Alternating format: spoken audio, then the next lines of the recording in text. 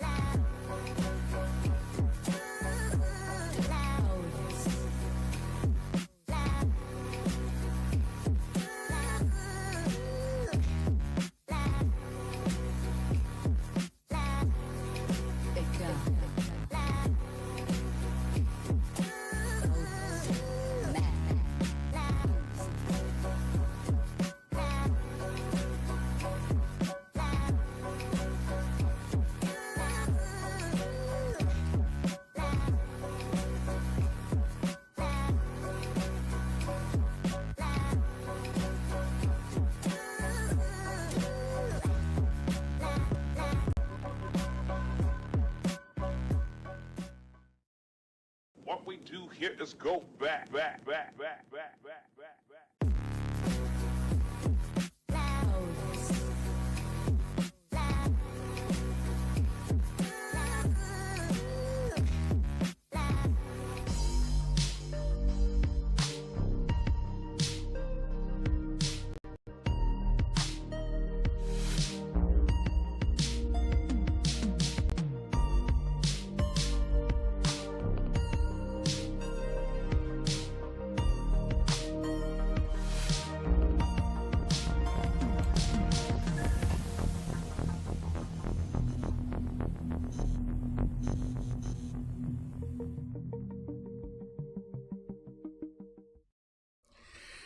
Hello, everybody. Welcome. The show is back after a 3-4 month hiatus. Welcome back, you guys. This is the Tuned In Live podcast, the one place where you can be political, where you can bitch about your political opponents, where you can bitch about anything at all. Yes, I am back, and today's broadcast is, and I normally don't promote anything. Today's broadcast is brought to you by Dunkin'. Always running on Dunkin'. I'm sipping me a nice pumpkin spice iced signature latte, as well as the very lovely Nicole in the background as she stares out into the sunshine watching the backyard. Ooh. So, what's going on with everybody? It is 9/11, guys. It is the 24th anniversary of the 9/11 attacks on New York, PA, and possibly DC, where two planes went into the towers on the morning of 9/11, 2001. And I know I've gone over this quite a few times with you guys, talking about where were you at on 9/11? Where were you at the morning that the towers were hit, the morning that the plane was shot down in PA, the ones that were going to DC, the plane that hit the Pentagon? Like, were you guys in school? Were you at work? Were you at home? Where were you guys at? And I always said it. I was in 10th grade, and I will reiterate that story. I remember September 10th. I remember that's when I hooked up with my first ex-girlfriend in high school, Melissa. And then the following day, we were going to meet up at lunch and talk and get to know each other a little more. And of course, it was like fourth period. Yes, fourth period. It was English class before we even got to lunch. And that's when they came on the announcements. They got on the intercom, and they said, yeah, and everybody's watching the TV with, what was going on, the footage of the tower smoking and everything. And then, of course, the principal came on the announcements and was discussing what had happened. We had a moment of silence for everyone. And that's when they announced that, hey, school is now letting out, guys. We're getting the buses situated and everything.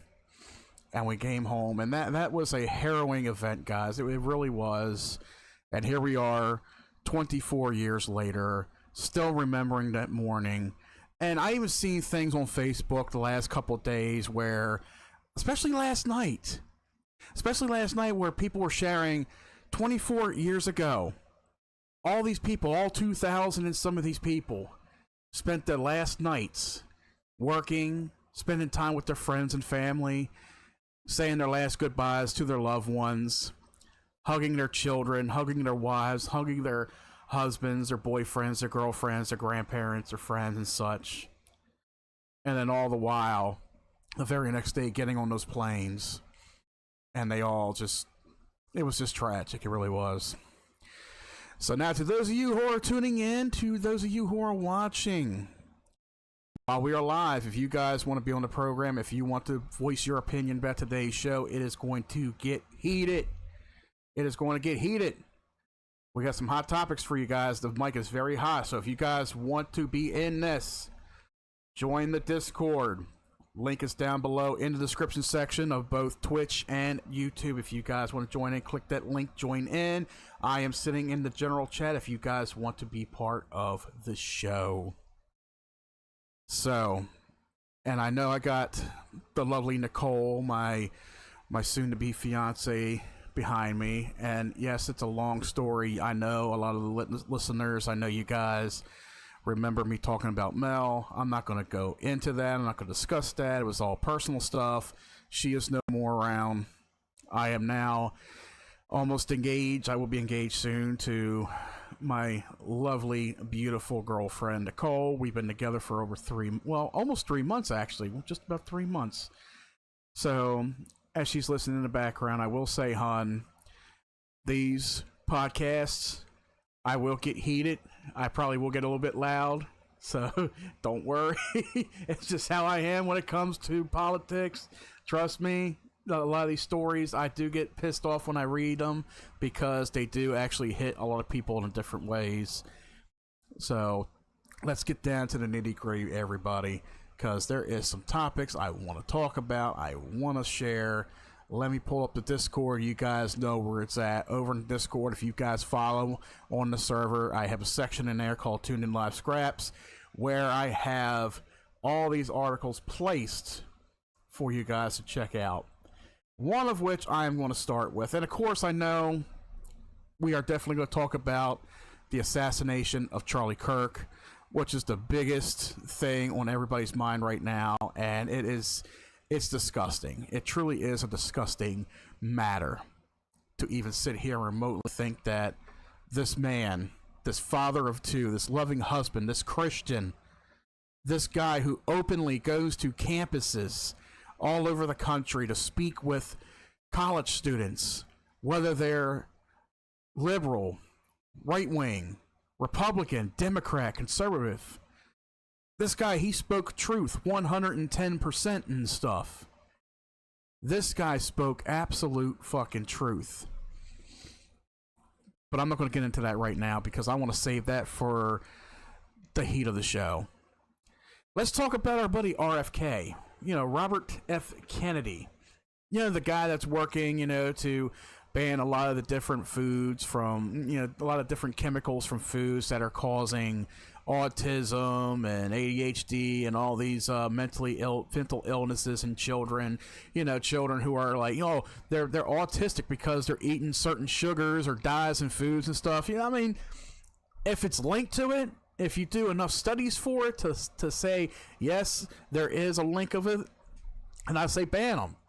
RFK, he is all about banning the COVID vaccines and such. Come on. COVID is no longer a thing. If anything, COVID is a fucking hoax nowadays. It really is, when you think about it.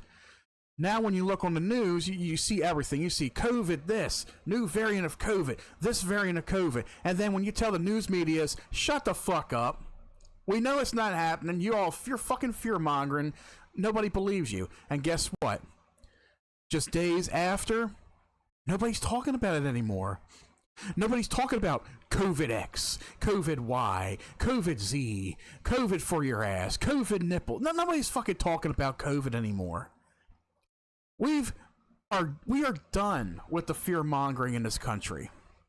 The Democrats put us there. Biden put us there for 4 fucking years. We are tired with it. We're tired of it.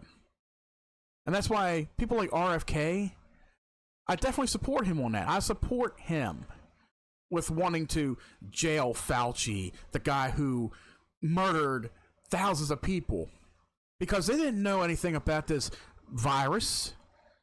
They created this fucking vaccine that literally did donkey dick for any of us.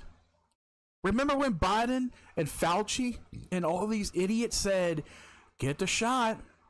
You ain't gonna get COVID. Get the jab. Get the shot. You're gonna be well protected." Guess what?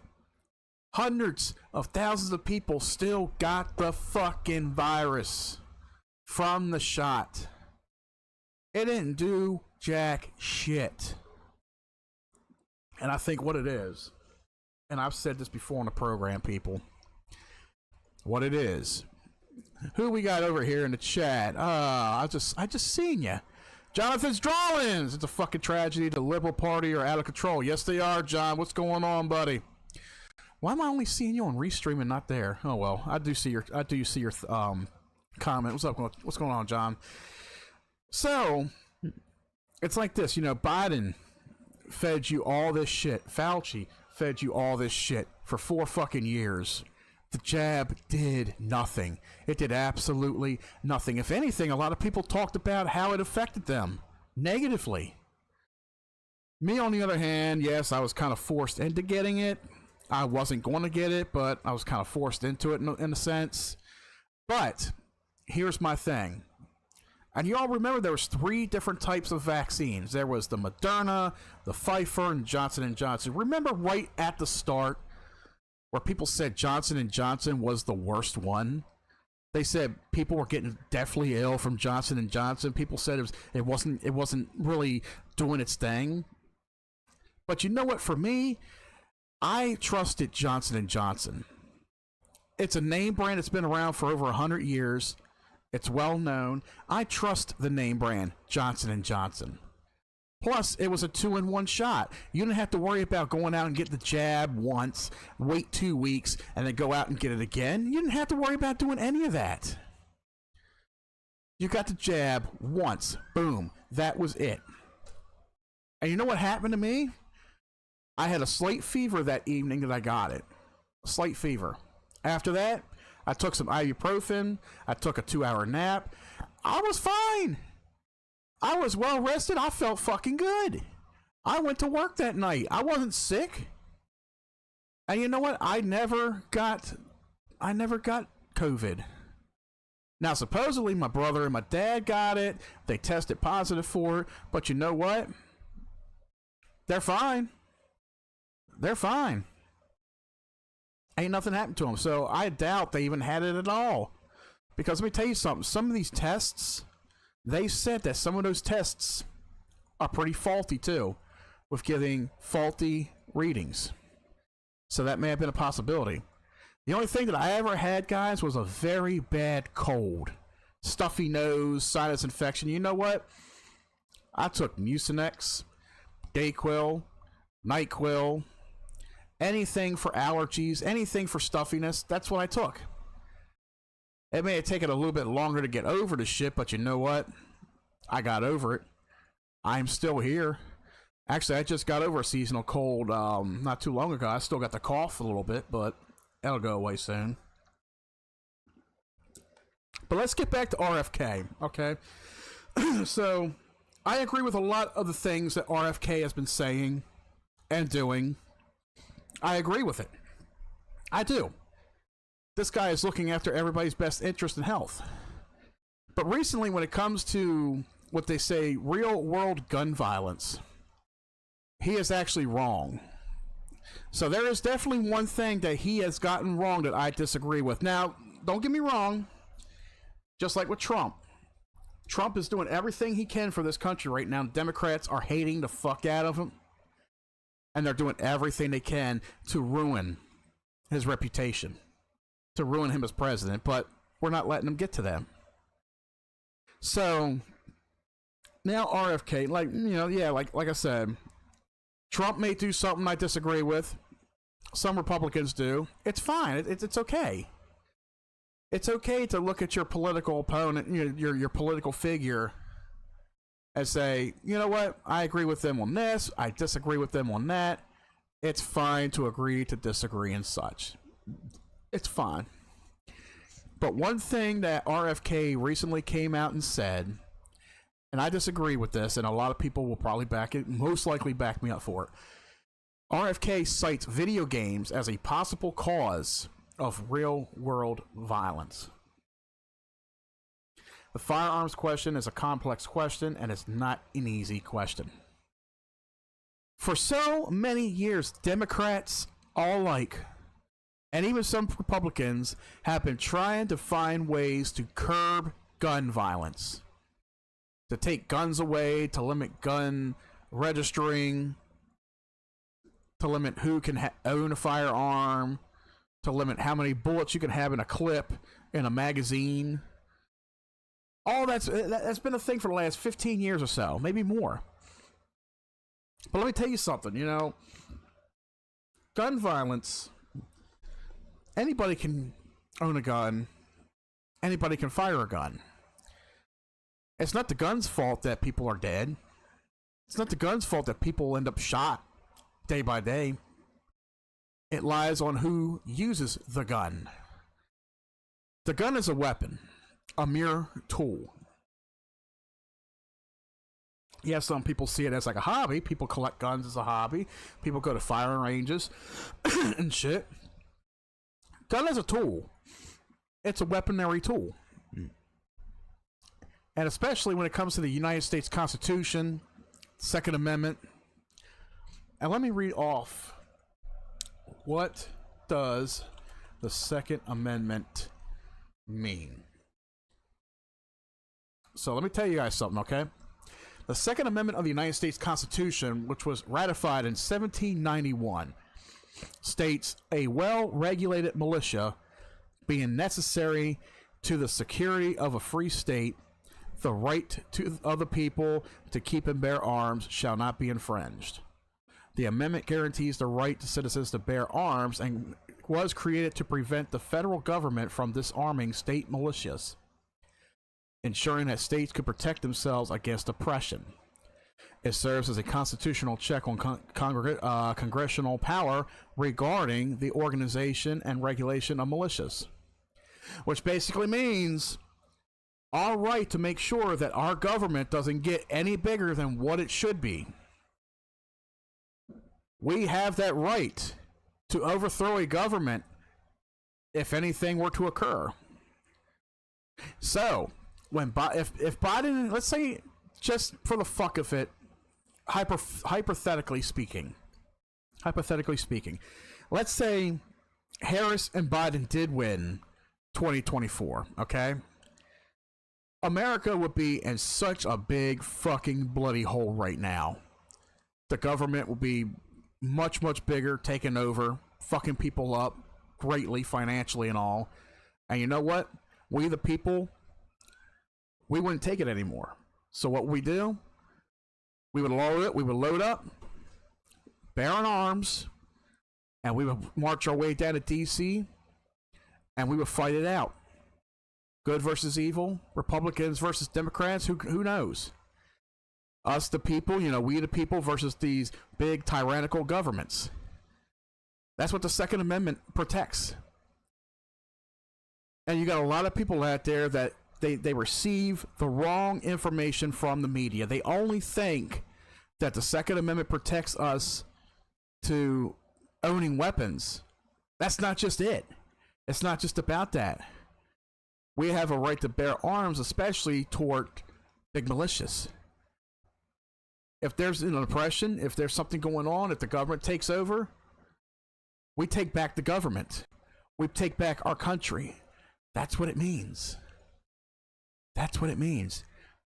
There are so many uneducated people out there right now. There are many different ways for them to be educated. They choose one way. And that's the way that you guys are using right now. Using social media. But you can't really believe everything that's on the internet. You can't.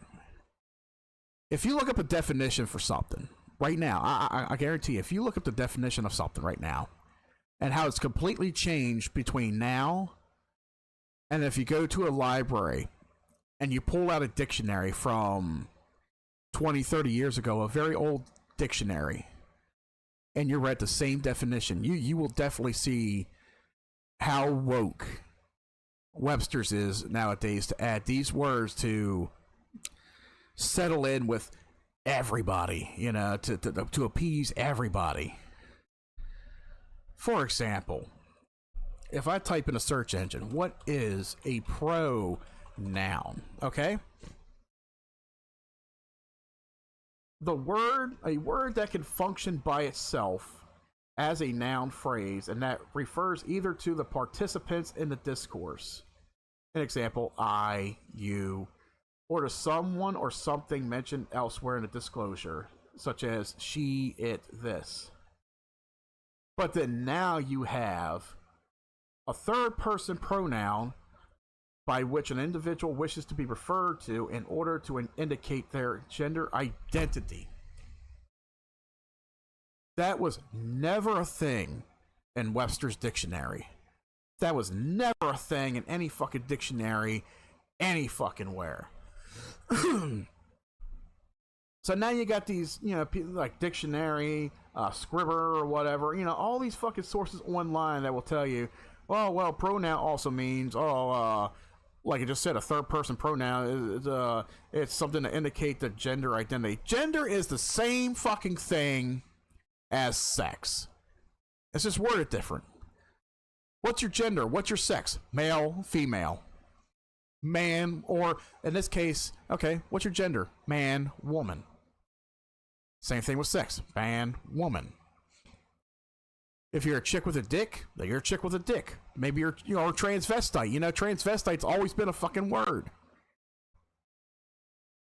You know, it's sickening how pronouns and shit have been, how words have changed over the last fucking 10, 15 years. You know, it disgusts me, you know, that kind of thing. Oh my god. But let's get back on topic. Jesus Christ, I don't even know where the fuck I came from with this. So let's see. United States Health Secretary Robert F. Kennedy Jr. has announced that the National Institutes of Health are looking into a range of issues as it is related to what may contribute to gun violence in the United States. He also cited video games as a possible cause of real-world violence. There has never been a single study made that can back that up. How many politicians since the 90s have tried to label out video games as a negative that affects real-world situations? Remember when games like Mortal Kombat and Doom came out? How they tried to pin them to events like the Columbine incident? Or even when they tried to put blame on heavy metal artist Marilyn Manson. All because the kids played Doom, and all because the kids listened to Marilyn Manson. They probably listened to Korn too. They probably listened to Metallica. But you know what? Did they cite violence in Columbine? No. Marilyn Manson didn't tell these kids in a fucking in message in his songs that says shoot out school to shoot out Columbine. No, nothing like that happened. The firearm question is a complex question. It's not an easy question, he said in response to a question from PBS about if the government is looking into mental health when it comes to gun violence. That is the number one issue right now. That's what it is. Gun violence is a mental fucking issue. Look at how many fucking school shootings have happened. And we're going to talk about that, guys. We're going to talk about that today. Trust and believe that. It's all about mental illness. Why must people look to blame other things when the main issue is right the fuck in front of them? Right in front of them. That's where the issue lies. He called out a variety of factors that could contribute to an uptick in real-world violence, including dependence on psychiatric drugs, along with video games and social media. We are initiating studies that now look into the correlation and the potential connection between over-medicating our kids and this violence. He did not elaborate on video games, however. So how can you include video games into your arguments over real-world gun violence? I mean, he's already talking about how kids are so medicated nowadays with so many fucking pills. Pills for depression, pills for obesity, pills for ADHD, pills for ADD, pills for every goddamn mental illness out there, Asperger's, whatever. And then he's looking into what is causing these fucking mental illnesses. Is it the red dyes that you see in your Skittles and M&Ms? Is it hormones that they're putting into the fucking chickens and shit? And trust me, you got some 12-year-olds out there with fucking D-sized tits. It's got to be hormones then, ain't it? But how can you say that something like video games, or even maybe social media, is the cause of it? But then again, when you use something like social media, okay, let's say Facebook, or even Twitter, okay? What the fuck do you see on these pages anytime during the day? When you're scrolling through Facebook, when you're scrolling through Twitter, whatever. What do you see? What do you see? You see shit in the news, right? You see all these news articles talking about shooting here, shooting there, bomb threat here, stabbing there. That's all you see is a ton of negativity on social media. Social media was first created to keep in touch with, well, it was first created for college students to be able to keep in touch with their friends in college and high school and stuff like that. And then it blew up into bigger proportions, you know? It went from MySpace to Facebook to Twitter, Snapchat, Instagram, whatever the fuck you guys use. Now people are keeping in touch with everybody nowadays. People are fucking creating real life dramas or fake dramas between people. Then you're following all the media networks that are getting paid off by the fucking government, getting paid off by Democrats to lie to you. To lie to you, the people. So, do I believe that social media can be a contributor to it? Majorly. Majorly. We use social media on a daily basis, people. Every single day. From the moment he or she wakes up to the time he or she goes to bed. What is he or she doing? What are you guys doing? I'm guilty of it. Sure enough, I'm guilty of it. What is the very first thing that we do that is implanted, embedded in our minds that we do on a routine basis? Every day, we check social media. We check to see if our friends and family have sent us messages. We check to see if somebody liked your status. We check the news to see if anybody died, if anything happened, whatever. We are on social media from morning till night. There's 8 hours in a 24-hour shift where we don't check social media, and that's when we're fucking sleeping. There's even people that will sit there and they'll drive somewhere, right? You'll be driving and you'll be sitting at a red light and you'll pull your phone out and say, "Oh, look, somebody died today. Well, gotta get back to driving." Is it not worth to sit there and just put the phone down for a second? I've done it. If I'm sitting at the kitchen table eating, I'll put the phone on the side or I'll keep it in my pocket and we'll sit there and I'll communicate with Nicole or my family or whatever, you know? Have a good old time. When you got people sitting in front of you, across from you, somebody that you can communicate with, make that connection. There is no reason why 4 people sitting around in the same room should all be on their phones at the same time, not saying anything at all. There should be no reason. Now, once again, yes, I'm guilty of that, yes. I know people who are guilty of that, yes. But it's happened. It has happened. We all know somebody, or we are somebody who has done that. Can social media be cited a cause toward real world gun violence? I don't want to say gun violence, but people will pick a gun quickly. He also went on saying we are initiating studies now that look into the correlation of potential connection. Okay. Being over. All right, I already read that.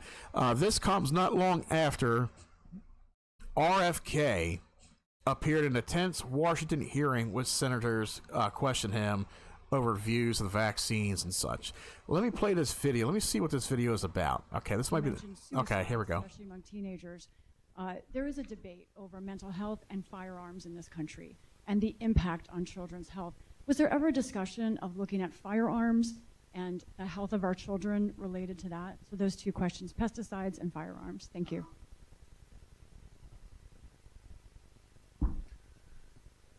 I'll answer the question. The firearms question, we're doing research. The firearms question is a complex question, and it's not an easy question. The violence is what we're concerned with. This sudden onset of violence that began in the 1990s, where people would do something that has never been happened in history, which is somebody walks into a school or a church or a theater and starts shooting strangers. We had lots of guns when we were kids. We had comparably the same number of guns. Nobody was doing that. We had gun clubs at my school. Kids brought guns to school and were encouraged to do so. And nobody was walking into schools and shooting people. And this is not happening in other countries. Switzerland has a comparable number of guns as we do, and the last mass shooting they had was 23 years ago. We're having mass shootings every 23 hours. Oh, there are many, many things that happened in the 1990s that could explain these. One is the dependence on psychiatric drugs, which is, in our country, is unlike any other country in the world. It could be, there could be connections with video games, with social media. There are a number of things, and we are looking at that at NIH. So we are doing studies now. We're initiating studies to look at the correlation and the connection, potential connection between over-medicating our kids and this violence, and these other possible co-founders as well. So there you have that, guys. So even though he mentioned a possibility of, in his mind, video games having a connection to real-life gun violence. Now, to be fair, I can say RFK, he's a politician. He's been a politician all his life. He's somebody who doesn't know a lot about media. And when I talk about media, I talk about like movies, music, video games, and such. And when you're somebody who doesn't know a whole lot about video games, how video games are, in a sense, to people, and it's like, yeah, you take a negativity of that because you hear about certain stories like, okay, Junior here bought Grand Theft Auto 5, played it for about 5 hours, and then, oh, somebody's worried that Junior's going to go out and carjack his neighbor and drive his brand new SUV up and down the road running over fucking hookers. Never happened, people. That shit's never happened. Now, there was a story back in 2013 when Grand Theft Auto 5 came out. There was somebody who went and shot somebody up for a copy of the game and all. Is that a video game that's promoting real life violence? No, it's just some fucking idiot who's like, oh, you got a copy of the game I want. I ain't got the money for it, so bam, give me your fucking copy, you know? So for years, people have maintained that there's absolutely a connection between violent video games and increase in aggressive behavior. Now, some of these studies, I'm like, who the fuck even conducted these studies at all? In 2019 study from Tobias Greitenmeyer a Department of Psychology professor at the University of Innsbruck in Austria, of course, Austria, you know, who comes from Austria, suggested that time spent playing violent video games increases aggression in player. This research has also suggested that violent video games play also affects individuals with whom the player is connected. Let's see. I have spent myself as an adult people, even as a child playing video games, I have spent countless hours playing games like Call of Duty, Halo, Battlefield, Grand Theft Auto. Funny, I haven't seen myself go out shooting my fucking neighbors or want to run people over. I haven't had the fucking urge to go to the local filling station and say, stick 'em up. Funny how a study like this done in another country where they think they know how violent video game plays and its connection with people who play them. It's real funny how a lot of these Democrats, a lot of these liberals, and there's liberals all over the fucking globe, how they will sit there and they'll make them false studies like, oh, this suggested that the violent video games affects individuals' behaviors. It's not the video games, people. Now, a lot of people that they probably try to connect with are probably kids that already have severe mental issues. These are kids that are bullied in school. These are kids that have a rough upbringing where their parents are beating the fuck out of them and beating the fuck out of each other, setting the family dog on fire or some shit. Yeah. Those are the kids that have the real fucked up lives. The ones that sit there, they draw a picture of a fucking stick figure with a knife sticking through them and shit. I'm gonna gut him. Then they go to school, and you got little Billy Bob who looks at him and says, "You're an ugly motherfucker. I hate you." Oh, I'll fix Billy Bob tomorrow. I'll borrow Dad's gun, you know? Is he playing a game like Manhunt or GTA or Red Dead Redemption or Call of Duty? Do games like that, do they magically think that these games get into a kid's head and say, yeah, do him in. He called you fat. He called you ugly. He said, kill yourself. Do you think... it just boggles my fucking mind, you know? It really boggles my mind that a lot of politicians don't understand how the true media of video games really are. Yes, you do have a lot of sick individuals out there that are really fucked in the head. They have some real severe fucking mental issues out there. But why would you blame something as little as a fucking video game? Whereas people, decades ago, who was it? I forgot who it was. I've read about it somewhere or seen it in movies where somebody said they went out and killed a bunch of people because they read the book To Kill a Mockingbird, you know? Or they said like there was some kind of message in a book that said, do it, you know? Just like how politicians back in the 90s blamed Marilyn Manson for the Columbine incident. All those boys, they showed up to school because they listened to Marilyn Manson. They played video games like Mortal Kombat and Doom. Yeah, that caused them to fucking go and shoot the school up. They want to blame something. They don't want to put the blame on mental illness. Oh no. These motherfuckers are severely mentally ill. Another study found that exposure in violent media, or to violent media, especially violent video games, may cause desensitization to real-life violence. One further study found that video game violence should be considered a risk factor for aggression, as in other violent media, as it provides a social reinforcement of aggressive behavior and observational learning and aggressive models. Let me tell you all something. There's been times where I got pissed off playing video games. How hard are video games, right? Everybody's fucking done it. You play a game of Call of Duty, you got somebody that keeps killing you over and over again. What do you fucking do? What's the most common thing somebody will do? They'll pound a wall. They'll bang a table. My case, at times, I threw a fucking controller across the goddamn floor. Cover may pop off, but I just pop that motherfucker on. Guess what? Controller still works. I think only in my time I've broken one controller completely. And it was over a racing game, people. I wasn't shooting somebody. It was a fucking racing game. What'd I do? You know what? I know I fucked up.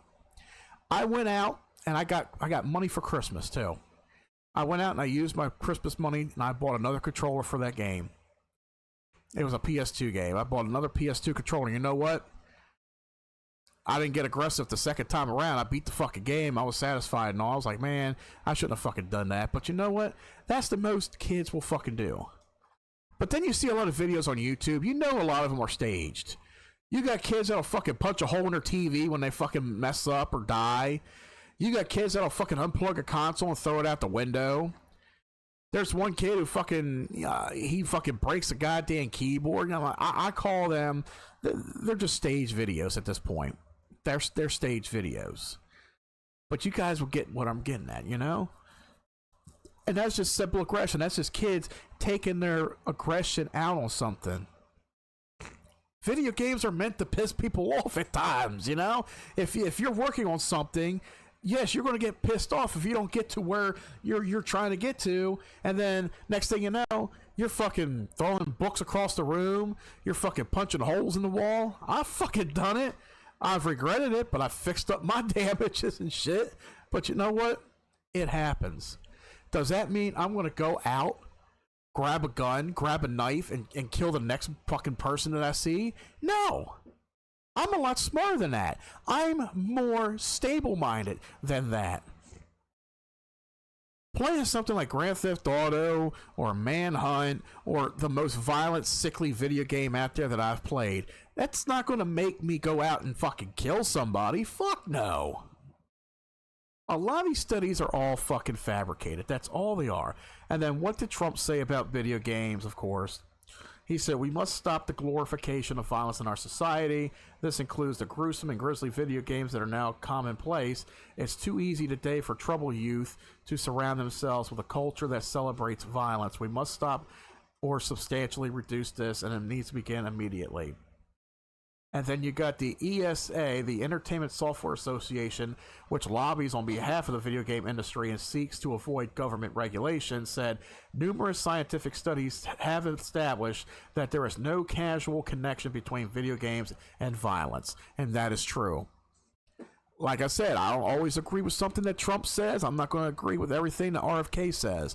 But right there has never been any scientific study that has ever been established to show that there's any kind of causal connection between video games and violence. If anything, video games increase motor skills in kids.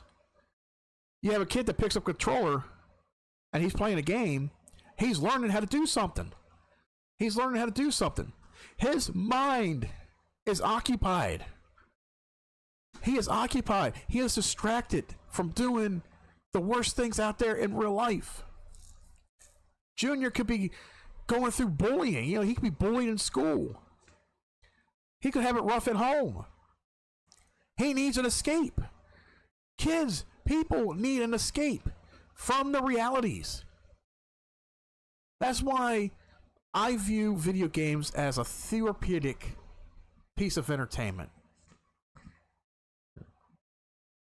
It's a therapeutic piece of entertainment. Without video games, where would I be right now? I mean, I know I wouldn't be out there doing what a lot of people are doing, committing all this crime and shit. But let me tell you something. The amount of stress that I have dealt with in my past, and I've told people, and they agree with me, I say, well, I can either invest my time in video games as a stress reliever, or I can go out there and start buying up alcohol and getting drunk. Or I can go find somebody and buy some drugs off of them, you know? At least I'm not out there getting high, getting drunk, beating people up. I'm not doing any of that shit. That says a lot about people. It's a big stress reliever.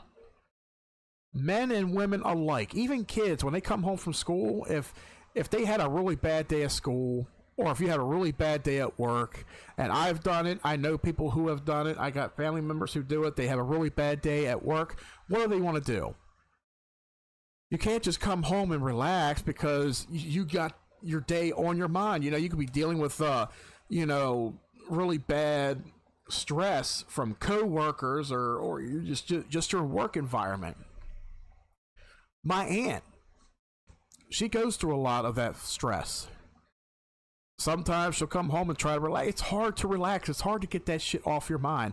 What does she do? She will get on a game. She'll either hit me up or she'll get with my uncle, her husband, and say, I want to shoot something. I want to take my stress out on something. To which means you play PUBG or you play Fortnite or play something like that. Something that gets your mind off of that you can focus in on. Take your frustration out on. There's a lot of good things that video games can provide, and I've covered them in past episodes. Video games provide a hell of a lot more good than they do bad. So I think politicians like Trump and RFK, they are wrong. They don't know all these studies behind video games. It's something that they don't invest any time into really looking into. They only hear these hearsay things. But here's another thing right now that I'm looking at. RFK is or was invested in video games. That's right. In 2024, RFK Jr. revealed that he has invested $24,000 into GameStop as a means to show support for retail investors over institutional investors following 2021 GameStop short squeeze situation. RFK Jr. said that he invested in GameStop after Keith Gale, aka Roaring Kitty, resurfaced in May 2024 when GameStop shares were trading at around $17 and reignited the GameStop stock phenomenon. Does that mean he was a gamer? No, it just means he invested money into something. Now, there was a debate about video games, violent video games, and what effects there may or may have been in real-life world violence that has been going on for decades, of course. Some may recall how the Senator Hillary Clinton in 2005 said that violent video games are a major problem and studies have shown that they are bad for children. She also said violent video games should be regulated like alcohol and tobacco. Yeah, look how she lost the election against Trump in 2016. Look how she covered up Benghazi. Remember that? Remember the whole Benghazi thing? I'll be right back, guys.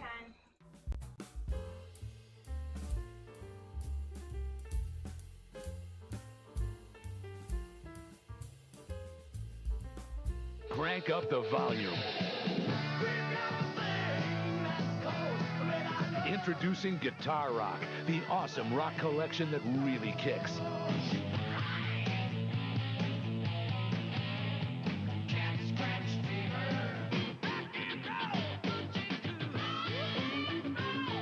Get Guitar Rock on cassette or compact disc for just $9.99.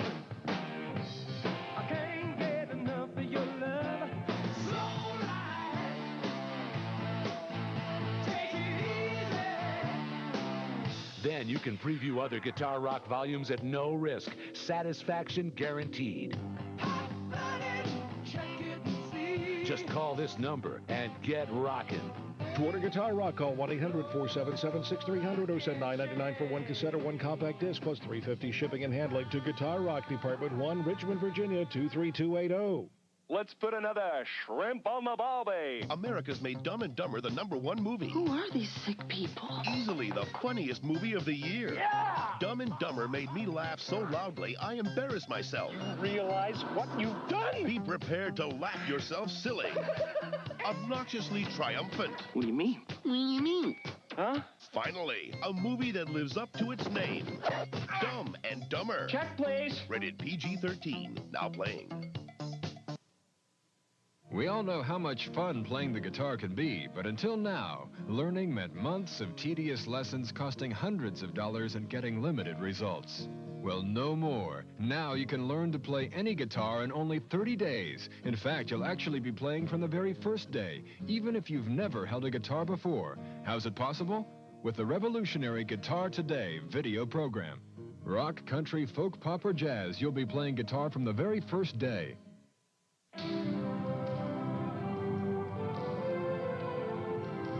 This moment of Yuletide joy is brought to you by Comedy Central.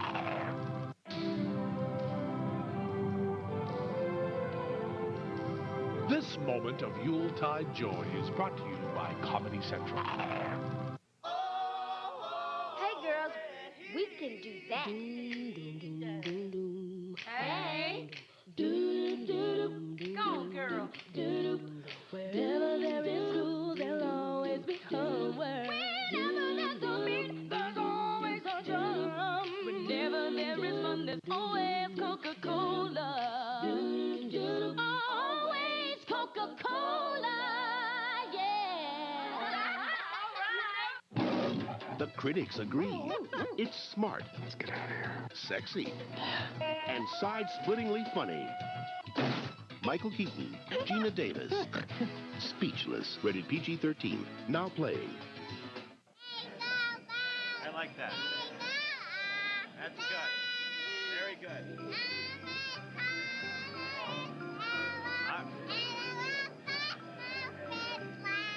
Let's do it again. Jingle bells, jingle all the way. You're watching Christmas with the kids. Oh, what fun it is to ride in a one-horse open sleigh. Hey!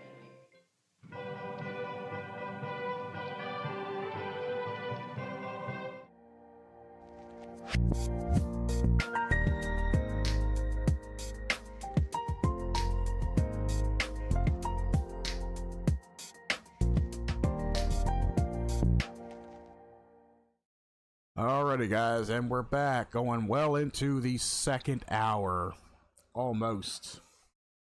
And I'm just now checking my text right here again, the messages over on YouTube. What's going on there, Dustin? Let me catch up with your comments here. Yes, the old violence in video games. I remember GTA San Andreas made them go on with that, all the talk. There was shows like Dr. Oz, etc. Buckshock's Roulette will be an amazing stress reliever. RFK secretly runs his own Minecraft realm in Discord. Yeah, I know, man. It's that same old song and dance, man. That same old song and dance where they will sit there and make the claims that video games are they're the reason why people are shooting up schools and shit. Yeah. Where's your studies at for that? Yeah. Guys, they've been fucking blaming video games since almost the fucking ass crack of dawn, you know? But yeah, what was I saying about Hillary Clinton before the break? Yeah. She said that they should be regulated like alcohol and tobacco. Yeah. This is coming from a person who let people die in Benghazi. Yeah. Secretary of State or whatever the fuck her position was. Yeah, y'all remember that? Yeah. This is somebody who said that video games should be regulated. Yeah, coming from a typical Democrat. Yeah, how's your political party running now, Hillary? Violent video games increase aggressive behavior as much as lead exposure decreases children's IQ scores. Now, listening to people like her, Obama, and Joe Biden, and Kamala Harris, that's what lowers IQ scores. We need to treat violent video games, the way we treat tobacco, alcohol, and pornography. We know these products are damaging to children, and we need to give parents the tools to keep them out of their kids. Yeah, the typical fucking Democrat will sit there and say the dumbest fucking shit ever. Yeah. And as for pornography, guess what, Hillary? Little Billy, when he's 9 years old, one way or another, he's going to expose himself to some titties. Yeah.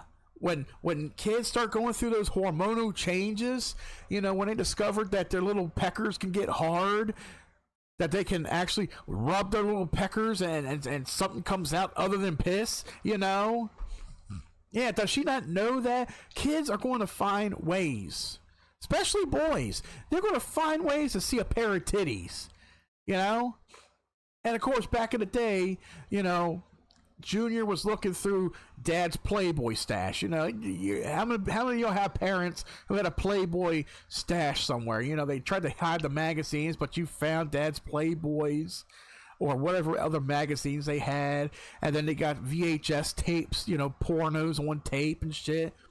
nowadays you got websites you can go to, and then they try to lock them down with all these security advances and shit. But it's like, you know what?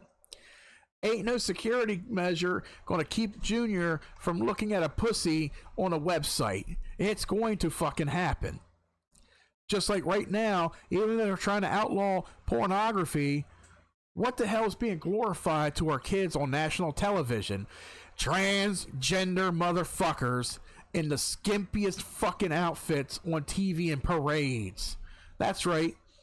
You got these grown-ass fucking men who want to pose as fucking women, who want to go out there in thong bikinis on national TV and say, I'm gay, I'm free and gay, look, my pecker is covered up, yeah, you can see the size of it, but you can't see it, oh, look, my nipple's got a little ring on it, oh, little Johnny wants a ring just like mine. You want to glorify my kids with that fucking perverted shit, but you want to penalize Junior for pulling up a video of two women scissoring? Yeah. What do you think is worse? A fucking man pretending to be a woman, glorifying his body on TV, or a pair of women,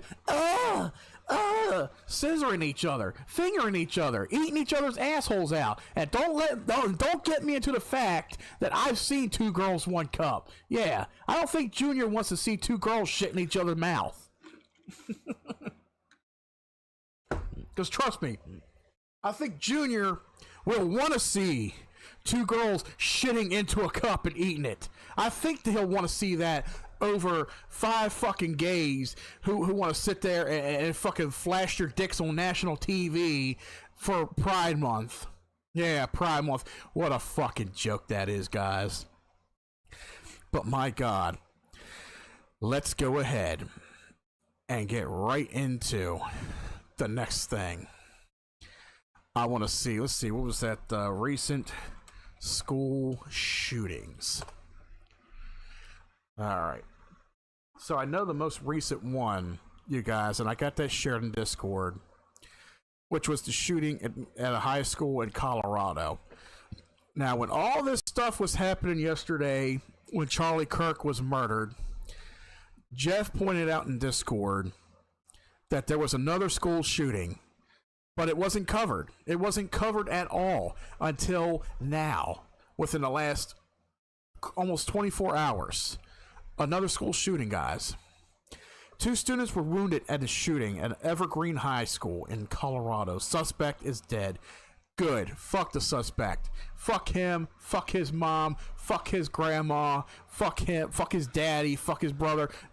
Motherfuckers that are mentally ill like that, fuck them all.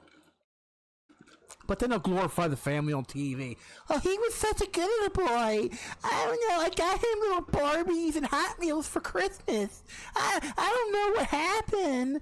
Oh, little Julie told him his pecker was like 2. He had a millimeter pecker. Maybe that's what set him off. For fuck's sake. Authorities say a teenage male, later identified as 16-year-old Desmond Holly, opened fire with a handgun Wednesday at a high school near Denver, Colorado, wounding 2 students before fatally shoot himself. Desmond, well, that's a black name, so it's a black teenager, of course.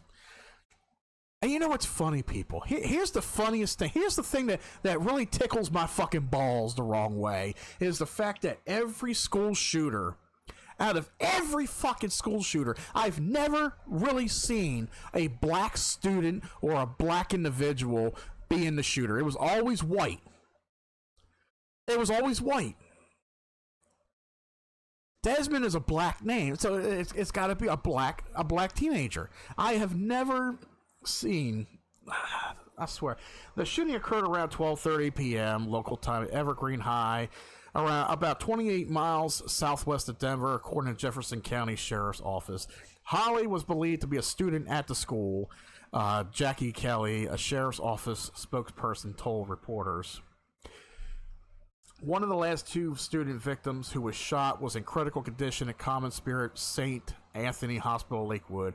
Second student in St. Anthony's with non-life-threatening injuries was described as no longer in the care of the hospital as of Wednesday evening. Children's Hospital, Colorado, confirmed that one student was injured in the shooting, was being treated at its Aurora location. The first on the scene they were at the school was pretty quick to find the suspect.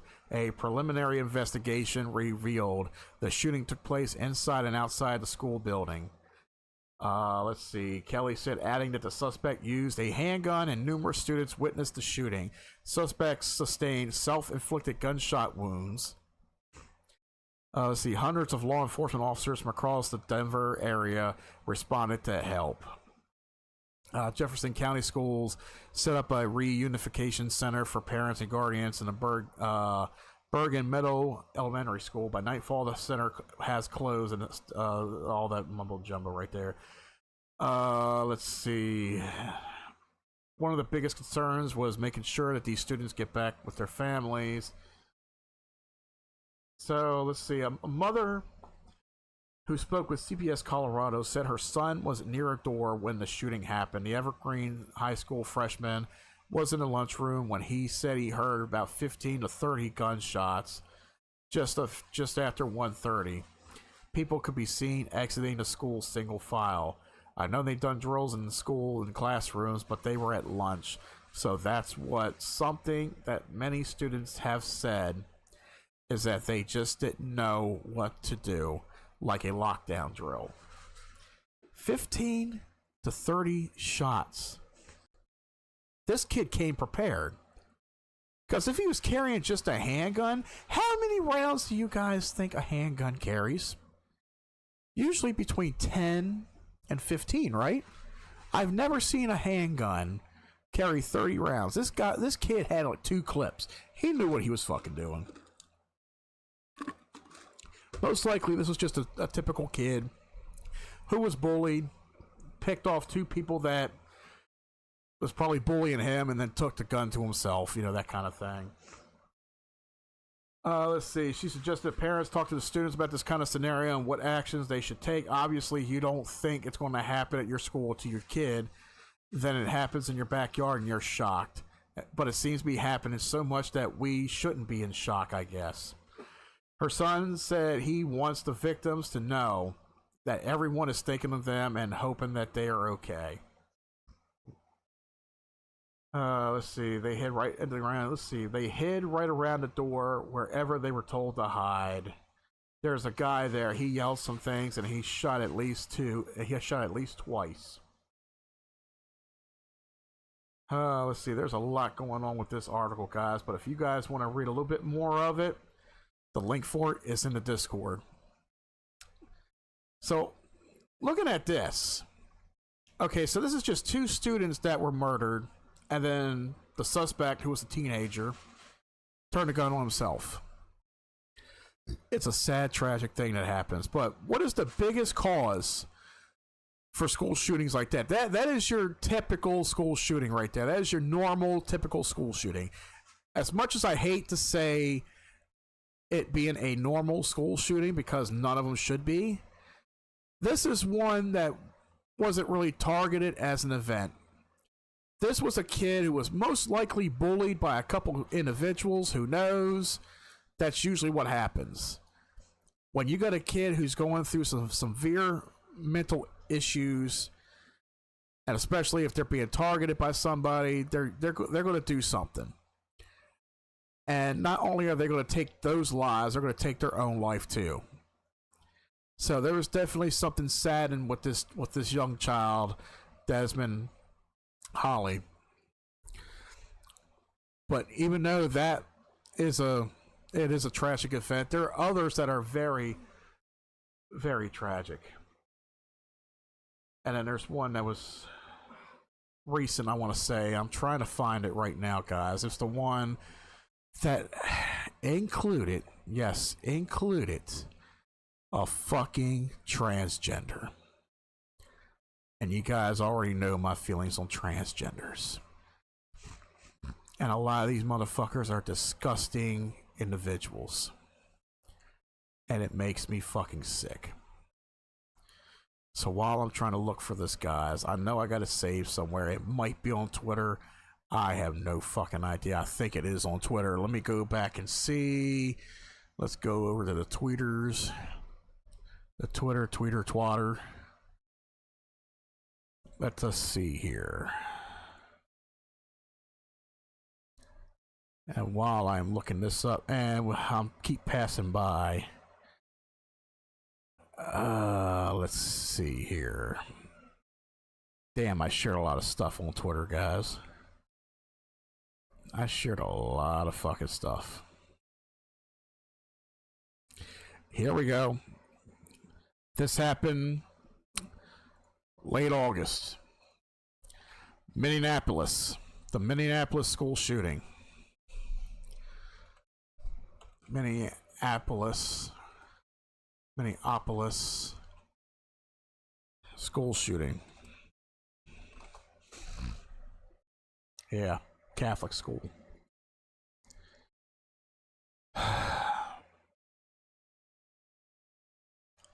This just aches me. This really does ache me. That this motherfucker was a trans. And let me tell you something, and I was talking to Nicole about this earlier. I really was. A lot of these mass shootings, a lot of them within the last 10 years, have been done by transgenders.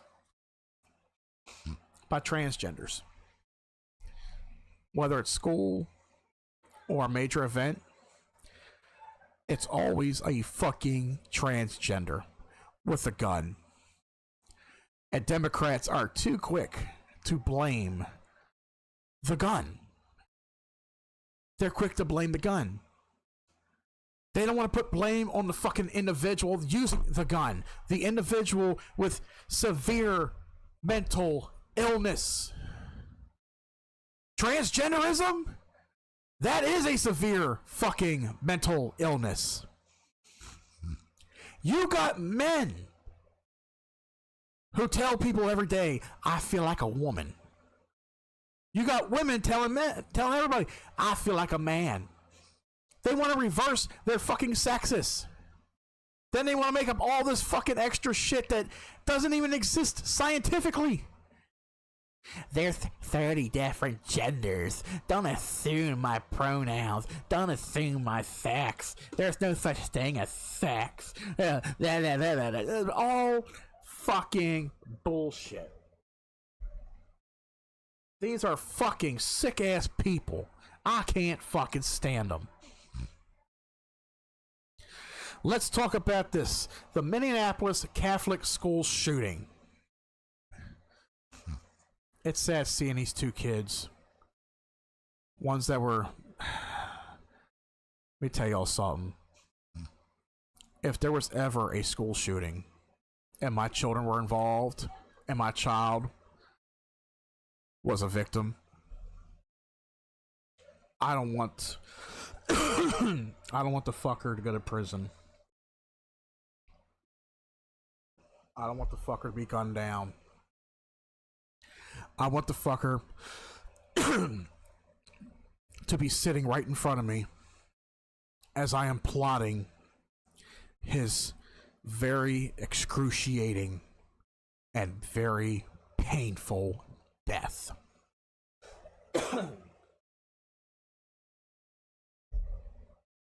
Even if they are transgender, I want to be the one. And I know hundreds of parents out there probably feel the same way secretly, but they won't say it for the grace of everybody else. So they're not offending anybody else. So they're not saying the wrong things, but I will say it proudly. Especially since it's a transgender. Fuck. I want to sit him in front of me. And I want to do every fucking thing I can to torture the hell out of the fucking sick-ass pieces of shit. I want to cut their toes off. I want to cut their fingers off. I want to cut their nipples off. I want to shove fingernails in their eyes. I want to do whatever the fuck would terrify the Terrifier. That's what I would do to a fucking individual as sick of these bastards who thinks it's okay to shoot innocent fucking children. These sick bastards who think it's okay to murder innocent young lives. That's me speaking as a parent. Because let me tell you something, guys.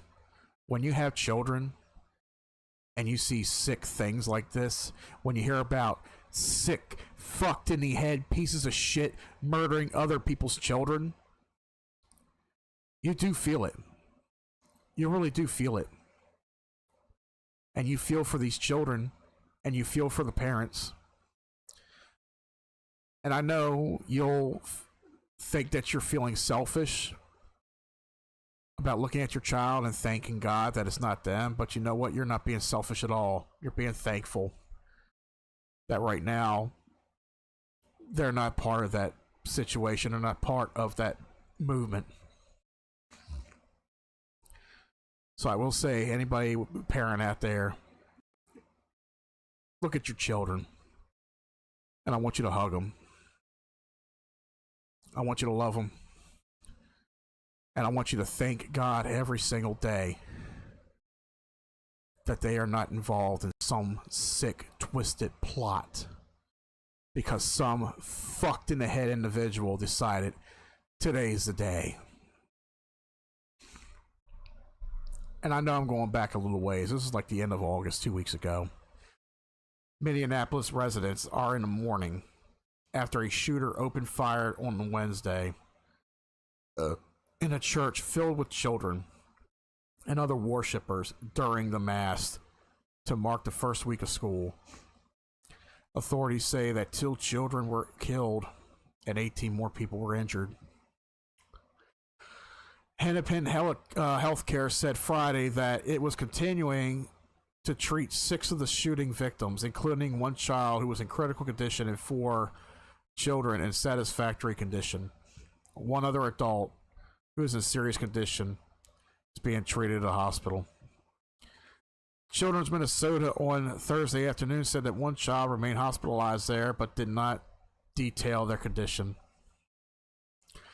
The shooter, who was identified by authorities as Robin Westman, 23 years old, died of a self-inflicted gunshot at the scene after firing through the windows of the Annunciation Church from outside the building. So the coward killed himself. The fucking coward killed himself. He's lucky. He's damn lucky. Police Chief Brian O'Hara said the investigation showed that Westman intended to kill the children. O'Hara said no additional firearms were found during the searches of 3 residences in Minneapolis connected to the shooter.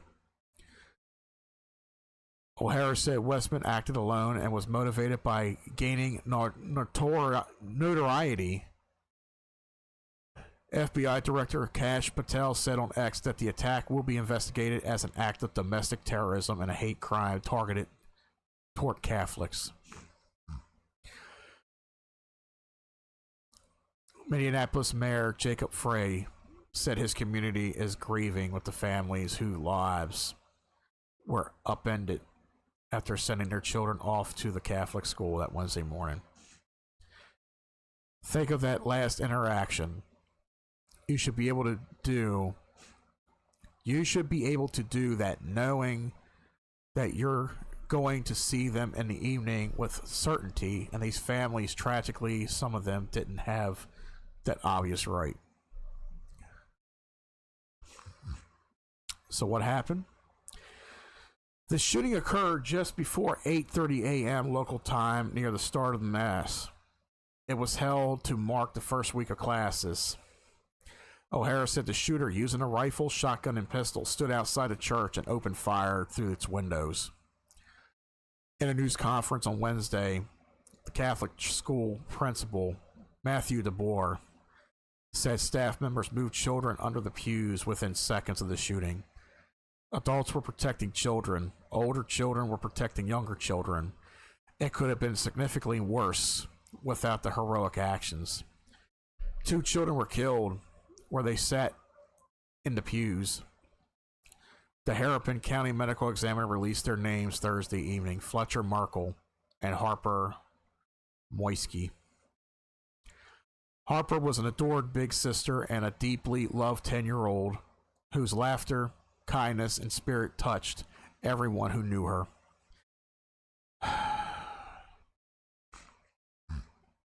On the front steps of the church where Fletcher Merkel was killed the previous day, his father, Jesse Merkel, gave an emotional statement on Thursday remembering his son as a joyful child who loved his family, friends, fish, cooking, and any sport that he was allowed to play. I mean, this can be hard, guys. Who was the suspect? Westman had legally purchased the guns used in the shooting and had no prior criminal record. O'Hara said investigations believe that the shooter also made YouTube videos in connection of the attack. The videos showed guns and weapons magazines marked with handwritten messages referencing names of past mass shooters and other details. They also showed the inside of a notebook containing schematic drawings of a church sanctuary hall. In 2020, Westman's mother applied to change the name of her 17-year-old child from Robert to Robin. In court documents obtained by NPR, the mother, Mary Grace Westman, wrote, "Minor child identifies as female and wants her name to reflect the identification." So what happened? Did somebody call the fucker by the wrong name? Did somebody in the church go, "Hey Robert," instead of "Hey Robin"? Was that enough for this petrified piece of shit to shoot up a fucking church full of children and adults? Christ. Police said the shooter went to the school and attended services at the church when they were younger. The shooter's mother was employed at the church. Authorities have not identified a specific grievance against the church or the school. What are the officials saying? Mayor Frey said his community is united in grief over an unspeakable tragedy. He's also calling for the actions to prevent similar gun violence. Prayers are welcome. Thoughts certainly welcome. But that's not enough. These kids are literally praying in churches. And it is on us right now not to just sit back. It's on all of us to take the necessary action so that this kind of thing doesn't happen again. I'm not going to read the rest of this, guys. But if you guys want to read more of it, I'm going to put it in Discord. It's going to Discord under Tune in Live Scraps. But you know what's funny about something like this? All these people, including Tim Walz, that piece of shit Tim Walz, look at something like this and they blame the guns. They blame the guns. Let's take a look at this in here. This is also in the same article. The mass shooting came months after a gunman targeted state lawmakers at their homes in the Minneapolis suburbs, first wounding State Senator John Hoffman and his wife Yvette, and then killing Minnesota State Representative Melissa Hortman and her husband Mark.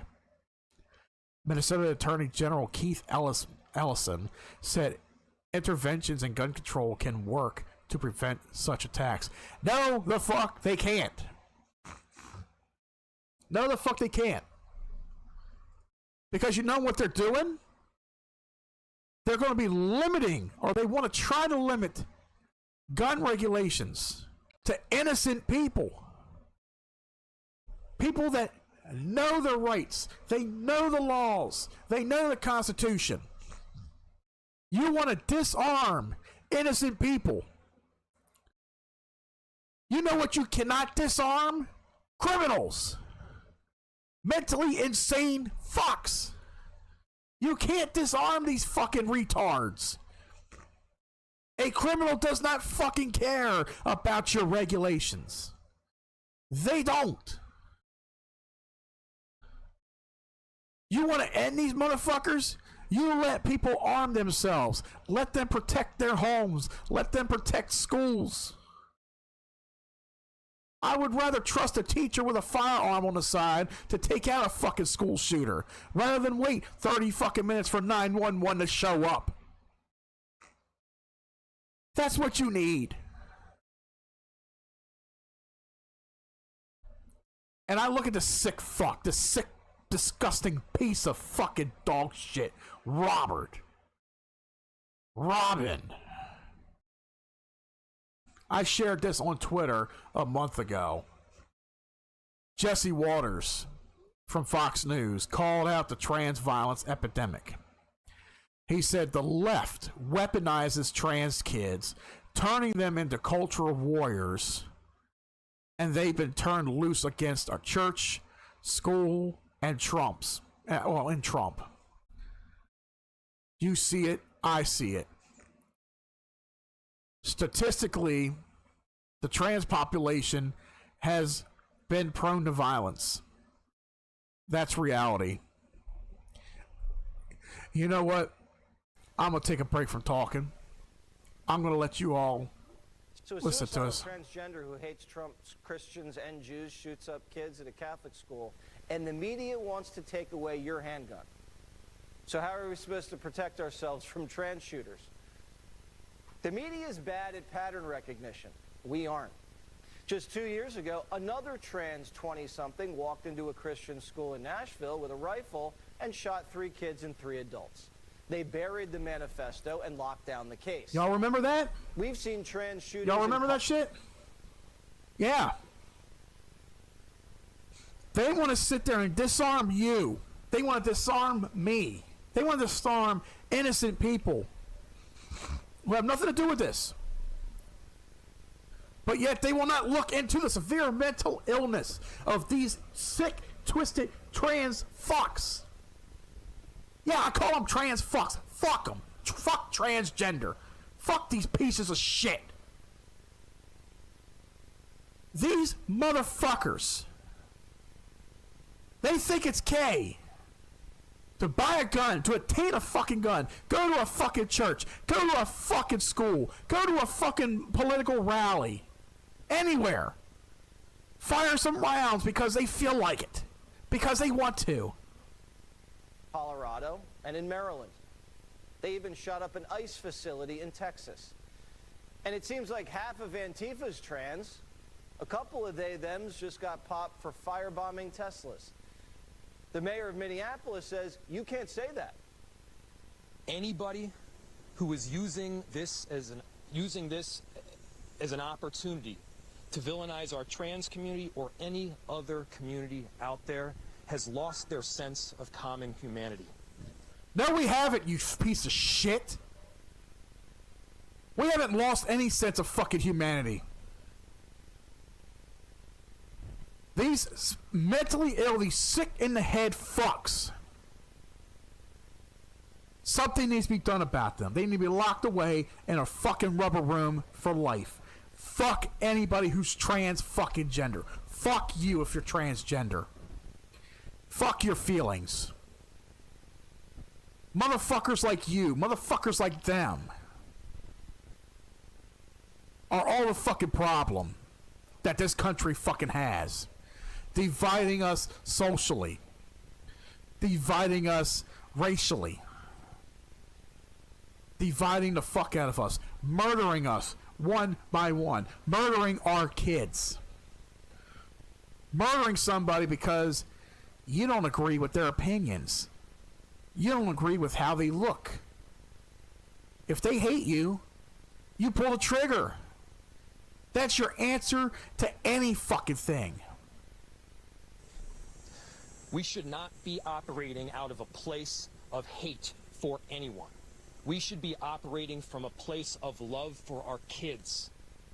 I don't hate anyone who thinks they're trans. I feel sorry for them. I don't feel sorry for them at all. I'm sorry. I mean, sorry, Jesse Waters. I that's where I disagree personally. I don't feel sorry for any of them. If you're gay, I don't care. Be you. But for somebody who sits there and wants to identify as a fucking cat, a fucking tree, a fucking couch. What's going on, Mike? I'm sorry, I didn't get to see you over there on Twitch, buddy. What's going on, man? But yeah, you identify as something like that, you are fucked in the head. You're truly fucked in the head. And then you want to groom our children. You want to groom our kids. These people want to see our fucking kids. These are the fucking epiphanies of what a pedophile is. LGBT, they support pedophilia. These motherfuckers, they're fucking pedophiles. You got men who want to be women, and they walk into a women's bathroom and want to watch little fucking girls go in there go wee-wee, and vice versa. Do you guys know how fucking sick and twisted that shit is? And I'm supposed to show some kind of love and support for these motherfuckers, especially ones that want to weaponize themselves? Because they hate how people look at them and say, you are not what you say you are? What in the actual fuck, people? It amazes me. But here's another thing that I did share also from the same episode, from the same time period that Jesse Waters was talking about it. Jesse Waters delivered the most important and powerful monologue ever. He blew the lid off the trans violence epidemic, the media's cover-up, and how Democrat leaders created it. The media is bad at pattern recognition. Just 2 years ago, another trans 20-something walked into a Christian school in Nashville with a rifle and shot 3 kids and 3 adults. They buried the manifesto and locked down the case. We've seen trans shootings in Colorado and in Maryland. They even shot up an ICE facility in Texas. And it seems like half of Antifa is trans. Of course. Of fucking course. A couple of they-thems just got popped for firebombing Teslas. Statistically, the trans population has been prone to violence. That's not villainizing, that's reality. The left is weaponizing trans kids and turning them into cultural weapons. And they've been turned loose into churches, schools, and Trump. The trans clan is a militant wing, and it's out for blood. They're taking lives, defiling churches, and freaking everybody out. Tim Walz failed. Our leaders keep failing us. They failed us. Now there's a growing trans epidemic, and they won't admit it. They created a crisis and then lie about it and blame you for not being compassionate. But their fake compassion is getting people killed. And that's the goddamn truth. It is. They weaponize these mentally fucked pieces of shit. They weaponize them. Turn them against us. We say one wrong thing. We offend the wrong motherfucker. To them, our words is violence. Our words are violence toward them. We offend them. Oh, we're being violent. You speak the truth. You tell them how you feel. You're being violent toward me. You're being violent toward me. Shut the fuck up. I look at him and say, let me tell you something, motherfucker. You got a dick? You're a man. Get the fuck over it. You ain't got a dick? You're a woman. Get the fuck over it. But I was saying this too.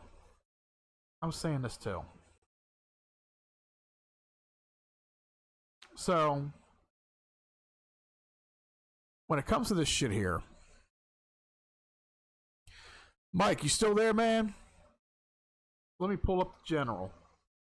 If you're still there, Mike, hop on in, man. There he is. What's up, man? Good to hear your voice again, man. Welcome back to the show. Been a long time, man. Hell yeah. Let me get on this little thing. I heard your rant. I want to do my rant, because I tell you what. Go ahead. It's all yours. I've seen it all. I've heard it all now. Hey, you know what, you little Democrats out there? Let me tell you something. Y'all say call their names on the left liberal side. Why don't you call out Charlie Kirk, the refugee from Ukraine? Why don't you say their names? I don't hear y'all saying their names, but you tell us, the conservatives and people that are in the middle, to say, oh, say their names. No. You say those two names, and you go get that judge and put his ass in jail where it should be. Exactly. Because that's what the problem is. We got too many mental patient motherfuckers that think they know it all, and they think they're smart. I tell you what, if I was them, the freaking judge, I'd line y'all motherfuckers up in the fucking shooting squad. And I tell you what, I wouldn't feel any sympathy. Because all y'all are, especially the ones I've seen off of Officer Tatum, all y'all thinking this is funny. But that's okay. Y'all just lost the midterms. I can guarantee it. Because it's going to be great seeing y'all lose again. Absolutely. Yep. It's a sickening thing, man. It truly is. And let me tell you who else is to blame. It's the media that portrays this shit, and the deep state. And I don't care if I get censored, because I really don't give a shit. I don't go on social media a whole lot. But man. It's the deep state, the media, and the left mental, insane, Me Too movement, Antifa, all y'all motherfuckers. I can't wait for the day the National Guard comes in your town and tears your all shit. Hell yeah. Yep. I will say, man, like, that's why Trump is releasing them. He's bringing them in. He's supposed to be bringing them into Maryland. And we got Westmore up here. Yeah, he's supposed to bring them to Baltimore, Chicago. Yeah. Hell, actually, I think all 50 states just about. Yeah. Because I know they were talking about Texas, too. He wants to clean up all this fucking trash. He wants to clean up all this fucking crime. And all these Democrats are like, you ain't coming here. You ain't coming here. Oh, yeah. Yeah. That's going to be a funny one. I like to see what they do. I know. I'm going to watch that. Yeah, because let me tell you something. Like, I keep telling Westmore, I'm like, dude, you just fucking lost the election next year. Like, ain't nobody going to fucking vote for your ass. We're all fucking done with you. You pretty much bankrupting the state of Maryland. You know, you ain't even worried about doing the fucking bridge anymore at this point. Yeah, I heard about that. You know China could build 10 bridges within a month, and it takes us 10 years to build a damn road. Exactly. He was waiting for Biden. He was waiting for Papa Biden to give him a goddamn big old pension bill. And you know what? Where's Biden at? That motherfucker's out there eating ice cream and getting bandaged up and shit.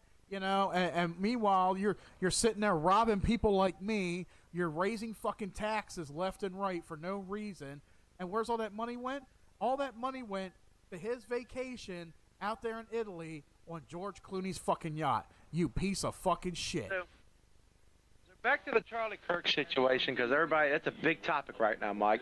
Oh, yeah. The shooter is still at large. If you have any information that you was there and you witnessed it and you seen the shooter, you know the shooter, if you see it, report it. Exactly. Don't freaking just hide underneath the rug, because eventually you can't run forever. You will eventually get caught. Yep, exactly. So And if you want to play against the government, you will always lose, because the system is made for you to lose. It ain't made for you to win. It's made for you to lose. Always. Yeah, let's get into that major topic, guys. You know, especially since it happened the day before 9/11. Going to go ahead, get heavy into this topic. Because... Yeah, you know what? You know what's funny about that, Mike, about 9/11? What's that? Imagine if it happened today. Oh, my God. Imagine if it happened today. I think we would have a... And he went out and this shit happened. 9/11 would never be the same again. It'd be two major things. But, hey, I want to say thank you to the idiots, the mental idiots that keeps doing this shit. Oh, and by the way, for all you idiots out there, I watch all y'all's dumb shit on YouTube. So when I see y'all crying about food stamps, which one, if you ain't fucking disabled... and you really, really have a bad thing and you really can't afford it, like you're homeless for good, then use food stamps. Quit bitching about your little y'all want to bitch about, oh, I got $300. But guess what? There's people that got nothing. Mm-hmm. And y'all bitching out here about, oh, I'm losing 6 8. Well, get off your fat, lazy motherfucking asses. Go get a job. Because there's 911,000 jobs out there that could be filled. I mean, go clean a shitter. I mean, fuck. It ain't that hard. I know. I mean, hell, go work for a security office. Be a security officer. They make good money. You can work in federal and get federal benefits as well sometimes. Go flip a burger. They're always hiring for somebody to flip burgers and salt Oh, fries. yeah, burger joints, you're making $15 to $20 an hour. Who would be complaining about that shit? Yeah, I know. They're like, they don't Shit, I pay wish me I made- enough. Back in my day when I was working $9 an hour, shit, I wish I would make $20 an hour nowadays. Oh, fuck Shit. yeah. With no experience, too. Mm-hmm. But let's go ahead and get into today's main topic, everybody. I'm going to start it off, and then we're going to ping pong back with our opinions on this. So, if you're living under a rock for whatever reason, people, yesterday, Charlie Kirk, political activist. Yeah. Oh, I thought it said so.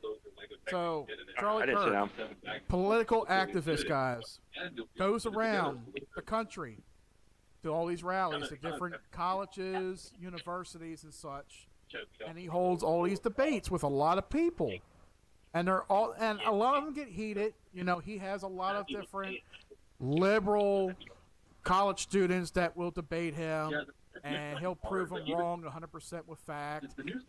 And I watched so many videos, guys. I've listened to so many videos. He really destroys these kids. But yesterday he was at a Utah rally. He was going to be there for 2 hours, you know, talking facts, answering questions, debating people. Next thing you know, some fucking coward took one shot at him, hit him right in the neck, and within 3 hours, Charlie Kirk was pronounced dead. Yep.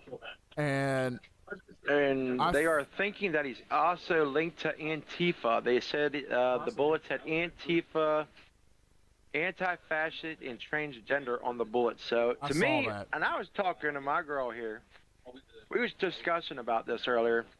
I think, one, it's somebody that's trained, not very professionally, like a mafia guy or whatever. Mm-hmm.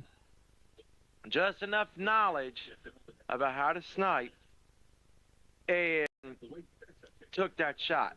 I mean, yeah, you could go to the gun range. Anybody go to the gun range and try that up. I don't know if you could do it with a sniper rifle or not. I couldn't tell you on that. Yeah. But I think this guy did it a couple times as a reenactment of to do it, like practice. You know what I'm saying?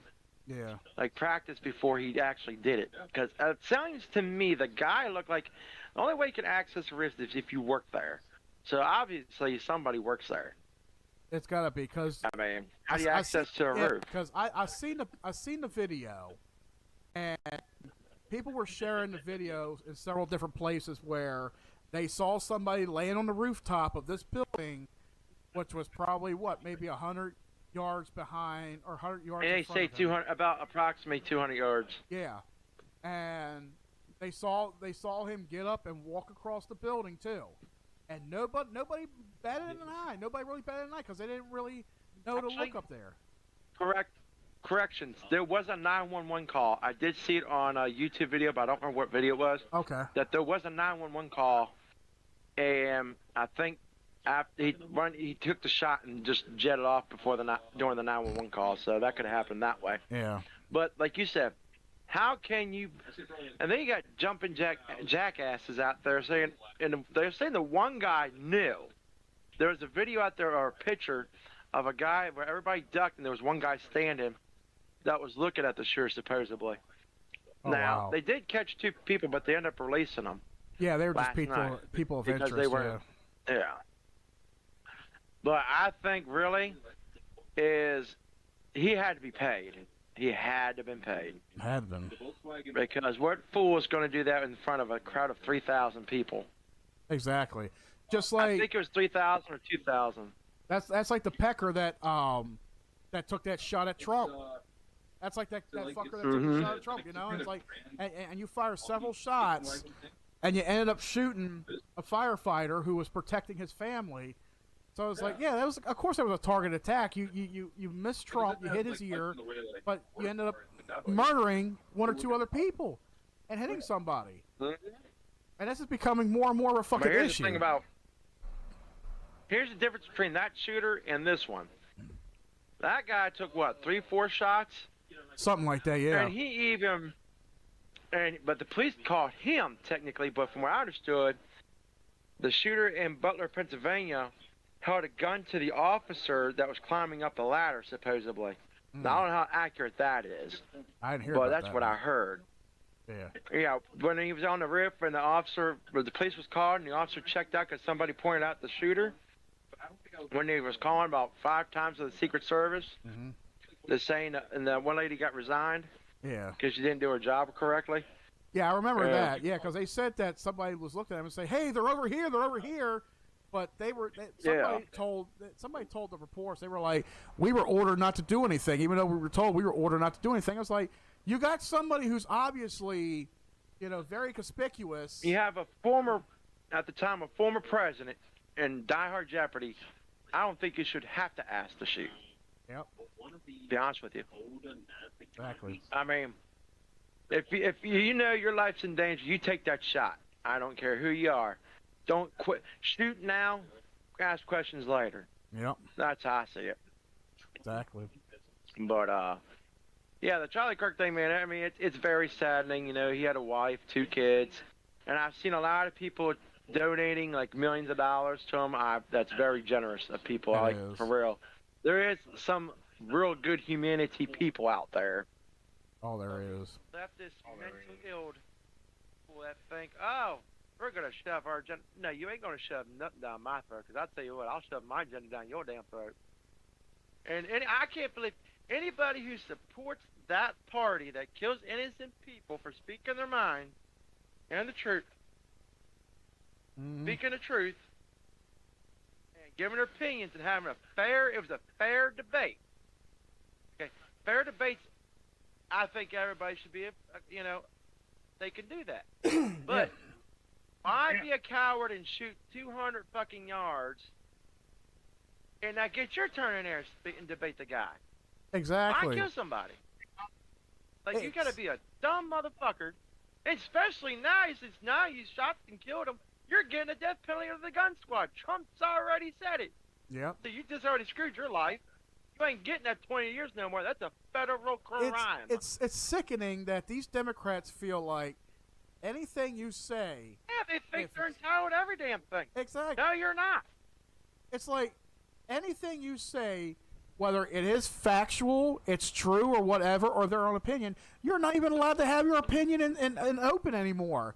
It's like if a Democrat disagrees with you, if they hate your opinion, the only way out, and they know they can't debate you because they know they lose in every single debate, no matter who it is. Oh, yeah. And I guarantee because you... they like, me too. Me too. Thinking about it now, how much you want to bet the shooter is somebody who actually debated Charlie at one of those events, and he got so badly humiliated. Yep. I was thinking of that too. I was thinking of that too. I was like, you know what? It had to have been. That's the only way I could think of, because when he said the word gay, if you heard the video, he said the word gay, then that shot was taken. Yep. So it's somebody that's a trans activist, for one. Of course. Along with Antifa. So we all know what kind of people that is. That's a mental insane dude. It is. That, one, should have a gun. Period. And like I said, yes, there should be tougher gun restrictions. Like, I'm not saying ban them. I love guns. And I'm all for the Second Amendment. But I think there should be more of a background check on the mental stupidity of people. Exactly. Okay. That needs to be stricter. It ain't the gun's fault, because a gun can't breathe, a gun can't have legs or anything like that. So, I think personally, get a mental evaluation. That's what Trump's looking into now. Yeah, because Trump is he mentioned that there should be 0 transgendered idiots there should be zero of any of them who should not own or buy or have a reason to buy a firearm, because all these mass shootings, within the last 10 years, 99.9% of them were all transgender. Was an activist. Exactly. Was an activist of some sort. Now, this article... But here's another thing, too. I thought transgenders and Democrats don't believe in guns. Exactly. They sure as hell using the... So you little pussies out there are trying... Hey, let me tell you, you want a civil war with 410 million people? They got it. I mean, come on. I don't know how many is in America. 300 and something? Okay. Half of 300 million people in the U.S. You really want to have a civil war? The government versus and the conservatives versus the dum-dums? I don't think so. It's getting there. Just like, okay, I was telling Nicole earlier, and it makes a lot of sense, because with all these school shootings, as tragic as they are, I believe, and I think I've said this before on the show, I believe that these school shootings are all set up by the Democrats, because as you look, the last 10 or so school shootings, they've all been transgendered, and transgender is heavily... They also have mental illness, too, so, yeah. I mean, they are kind of, and like you said, they are kind of in a way, because they're promoting it, saying go harm the red coats or the red hat people. They're promoting it. So, yeah, to an extent, they're promoting it. Yeah. But it's also their mentality. You got to think. You got people that are satanic that go out there and do dumb shit, sacrifice kids, which is dumb. Exactly. I mean, that there you should get a fucking public hanging for. Yeah. But that's another thing. I think they should bring back public hangings. I've heard a lot of people say, bring back that shit.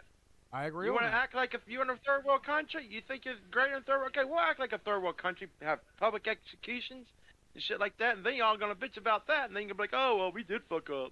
Yeah, you fucked up, and you found out pretty quick. Yes, they did. But I look at it as like this. So all these school shootings that have happened. Oh, what's going on, Hoyt? Sorry I'm late, man. That's all good, man. We're just now getting into the main event here, man. So I believe that with these school shootings, they're all a setup. They're all a setup, because you got to figure Democrats have been trying to get rid of firearms for how long now? So many fucking years or decades, and they know the Second Amendment. They know what the Second Amendment does. They're afraid of it. So they want to do anything they can to abolish weapons, so that there was never an incident where nobody can ever overthrow a government, a tyrannical government, in any sense. How much you want to bet the shooter was trans? Oh, we're talking about that, man. We're actually mentioning that too. So I want to say that, okay, what is a major event? And even Nicole was like, why would you target innocent kids? Why would you shoot innocent kids? I'm just like, because Democrats don't give a fuck. They don't give a fuck. They will take a kid.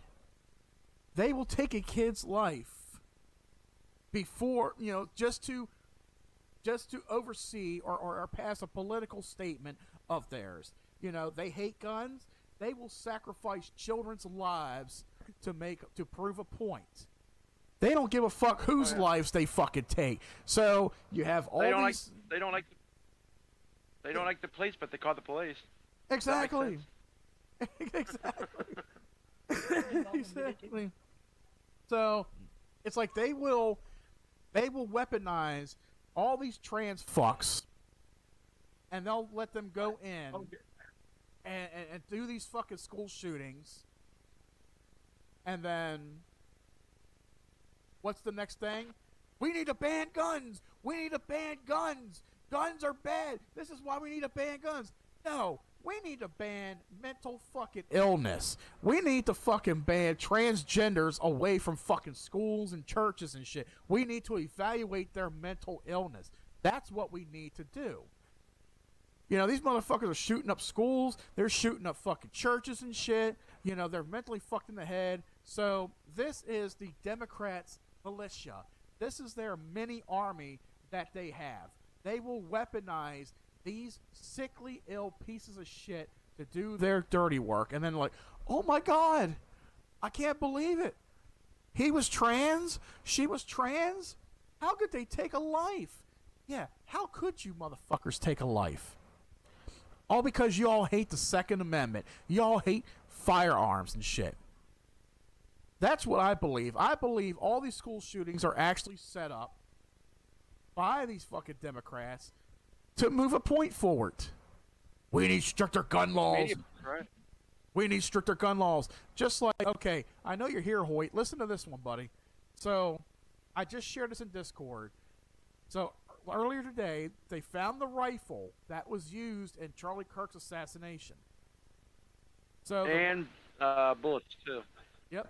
So the article states the rifle that federal authorities believe was used in the fatal shooting of political activist Charlie Kirk contained ammunition engraved with expressions of transgender and anti-fascist ideology. The 31-year-old co-founder and CEO of the conservative youth organization Turning Point USA was assassinated on Wednesday while hosting his American Comeback Tour at the Utah Valley University. In the shooting that officials called a targeted attack, Kirk was shot in the neck in broad daylight while allegedly discussing transgender shooters. How ironic that he mentions transgender shooters and he ends up being shot by somebody who has bullets with transgender and anti-fascist ideology engraved on the bullets. Very ironic. Videos also show. And Mike, you know what else I was thinking? What's that? Remember the guy that was asking him the question about transgender? You think that guy has a part of it? People are saying the same thing. Like, I've seen reports in Jeff's Discord where somebody's talking about, oh, this guy could be in it. He could be part of it. It's possible. Like, he touches on a very touchy topic about transgenderism. Next thing you know, a bullet comes flying at him and takes his life. Yeah. Right. Just like I'm starting to think that maybe the shooter is probably somebody who has been eyeing him up for some time, who probably did approach him with questions and got shut down miserably and most embarrassingly by him with actual fact. So he decides, okay, well, I'm going to do something about this motherfucker. So this is somebody who had this shit plotted out. They had this plotted out. They knew exactly what. Yep, exactly. Got his panties in a bunch. Is the audio quiet for anyone else or just me? I don't know. I know my microphone keeps fluctuating itself. It keeps going in and out. Yeah, it's my PC. I don't know what the fuck's going on with it. It's like, let's see, device is currently in use. All right, so yeah, it's something about this fucking thing. So I'll just have to turn my microphone up right there. It might just be the computer doing some. Yeah, it's doing some stupid shit. So just bear with me, Hoyt. Yeah, I'm trying to fix it right now. Yeah, I think he mentioned gang violence, and then boom. Yeah, I heard that too. Something about gang violence he did mention as well. Let me see. I mean, you want to go check that out, Mike, while I do a little bit of venting on this topic, brother? Yeah, go ahead and share your thoughts. Yeah, I'll be right back. Yeah, I mean, the thing about it, when that guy asked that question, okay, the shooter was already set up, so you know damn well, and it looked like it was like he was in the middle of his, thing, because he just started, and then all of a sudden the questions came up, and it looked like it was in the middle of, like, almost done with his day, is when that happened, because it happened around 3 o'clock, something like that. Yo. I was like, what the heck? I was like, Charlie Kirk, I've seen him like the USA Turning Point, and very popular guy, very, very nice, godly man. And, it's just sad that we have mental people out here that think, oh, it's okay. You're not right, we're right. Well, that's called a narcissist, and them people ain't cool. And like I said, if you're a supporter of that other side, and I'm not portraying sides here, if you support a party that kills innocent people, then you should you should be locked up with them. Exactly. Matter of fact, y'all should be shipped over Middle East. Yep. Excuse me, because if you think you have it bad here, you ain't seen shit over there. Oh, I know. And that's just my saying on that. Because let me tell you something. You shoot somebody over there, you're getting publicly executed. Just like what I think they should do here. I think that should be a legal thing here in America. Yep. You want to do some federal crime? Okay, well, let us all watch you die because of what you did. And don't give me this, oh, well, and people are trying to make this a race thing or some kind of, you know, oh, he was racist, he was this. That dude was being fair. He was. Like, give the man a break. Oh, I know. Like, that's like, you know, for the people on the other side, y'all can say, oh, black, there ain't no black and black, right? But the statistics show differently. And then I seen one video, I was watching a YouTube video, and I saw a person say, oh, this ain't a black thing, this is a white thing. Look, man, it's a human being. Who gives a shit about color anymore? That days are gone. Yeah. You know, that shit's gone. You know, it's good versus evil. If you ain't with the good side, then you know exactly where you're going. Exactly. And, you know, I think you got all these little activists here. You got all these activists that are for stupid shit. Some of them. Yep. And like Antifa and Black Lives Matter. That shit got shut down back in 2016. Yes, it did. And guess what? It ain't coming back. Because that's how we got the black vote, the Latino vote, and oh yeah, another thing. All you illegal motherfuckers need to get out of this country. Because they're gonna come cracking down on your door. Oh, they're next. They're gonna be part of that whole fucking genocide right there. Oh, that.